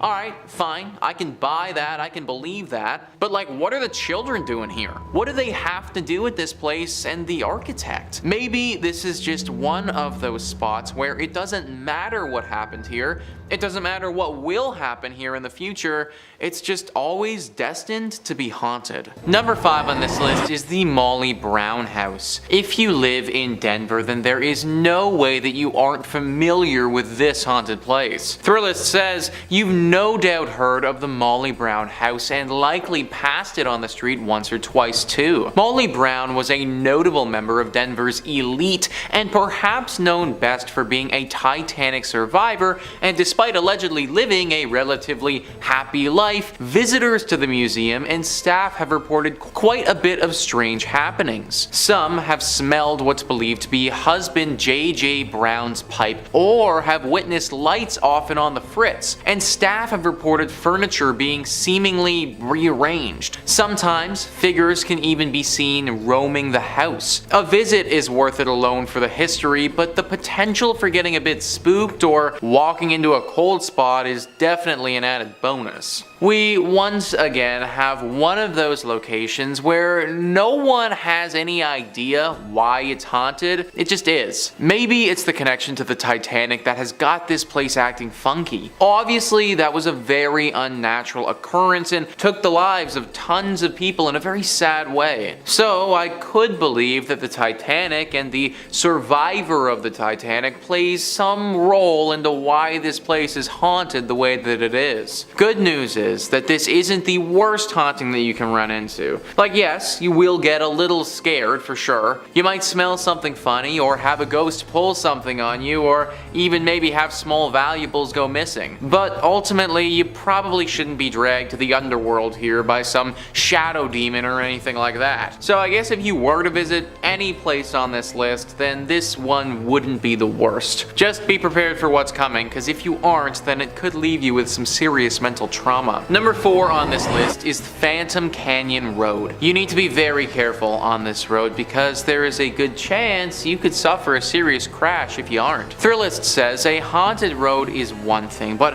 a haunted road in Colorado means you're likely on the edge of a mountain and at some serious elevation. Phantom Canyon Road is a detour off the Gold Belt Tour byway connecting Cripple Creek and Florence and was originally the railroad for that route. As you drive along, you can clearly see the ghost towns of Wilbur, Adelaide, and Glenbrook, and legend has it that the reason for Phantom Canyon's name is credited to sightings of a man wearing a prison uniform walking along the tracks in the 1890s. The man supposedly had been executed at the Colorado State Penitentiary a few days earlier. So yeah guys, you better have your wits about you, because if you don't, this ghost might come out and startle the crap out of you, and then the next thing you know, you're gonna be face deep into a tree somewhere. It also just adds to the horror ambiance that you're driving past several ghost towns along the way. Like, of course, they just had to be on the side of the road as you're also getting stalked by this ghost prisoner. No one really knows what this prisoner wants with you, but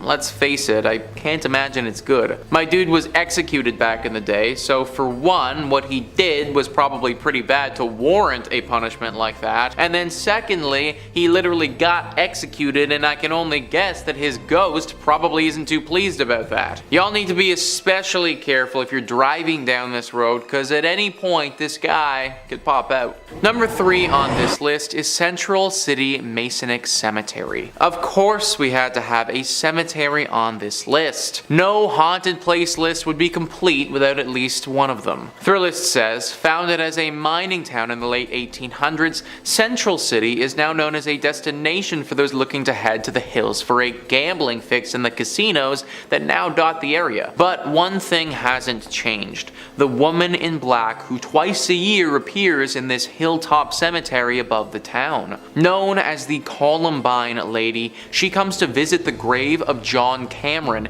a prominent former resident of Central City who died in 1884. Some believe she is his fiancée, appearing to leave flowers for her lost love on November 1st, the anniversary of Cameron's death, and April 5th, a date for which the significance remains a mystery, much like the woman herself. This place is safe to go to if, of course, you do not go during these times. She's been coming for a long time, and anyone who tried to interfere with her has had to pay the price. Now, people kind of suspect that she was in a relationship with John Cameron, but there's also another theory. Many people think that John actually wronged her in his life, and that this woman in black comes twice a year to double check that John is still dead and hasn't come back to life by some means. Pretty scary tale for sure, one that you probably don't want to get involved with.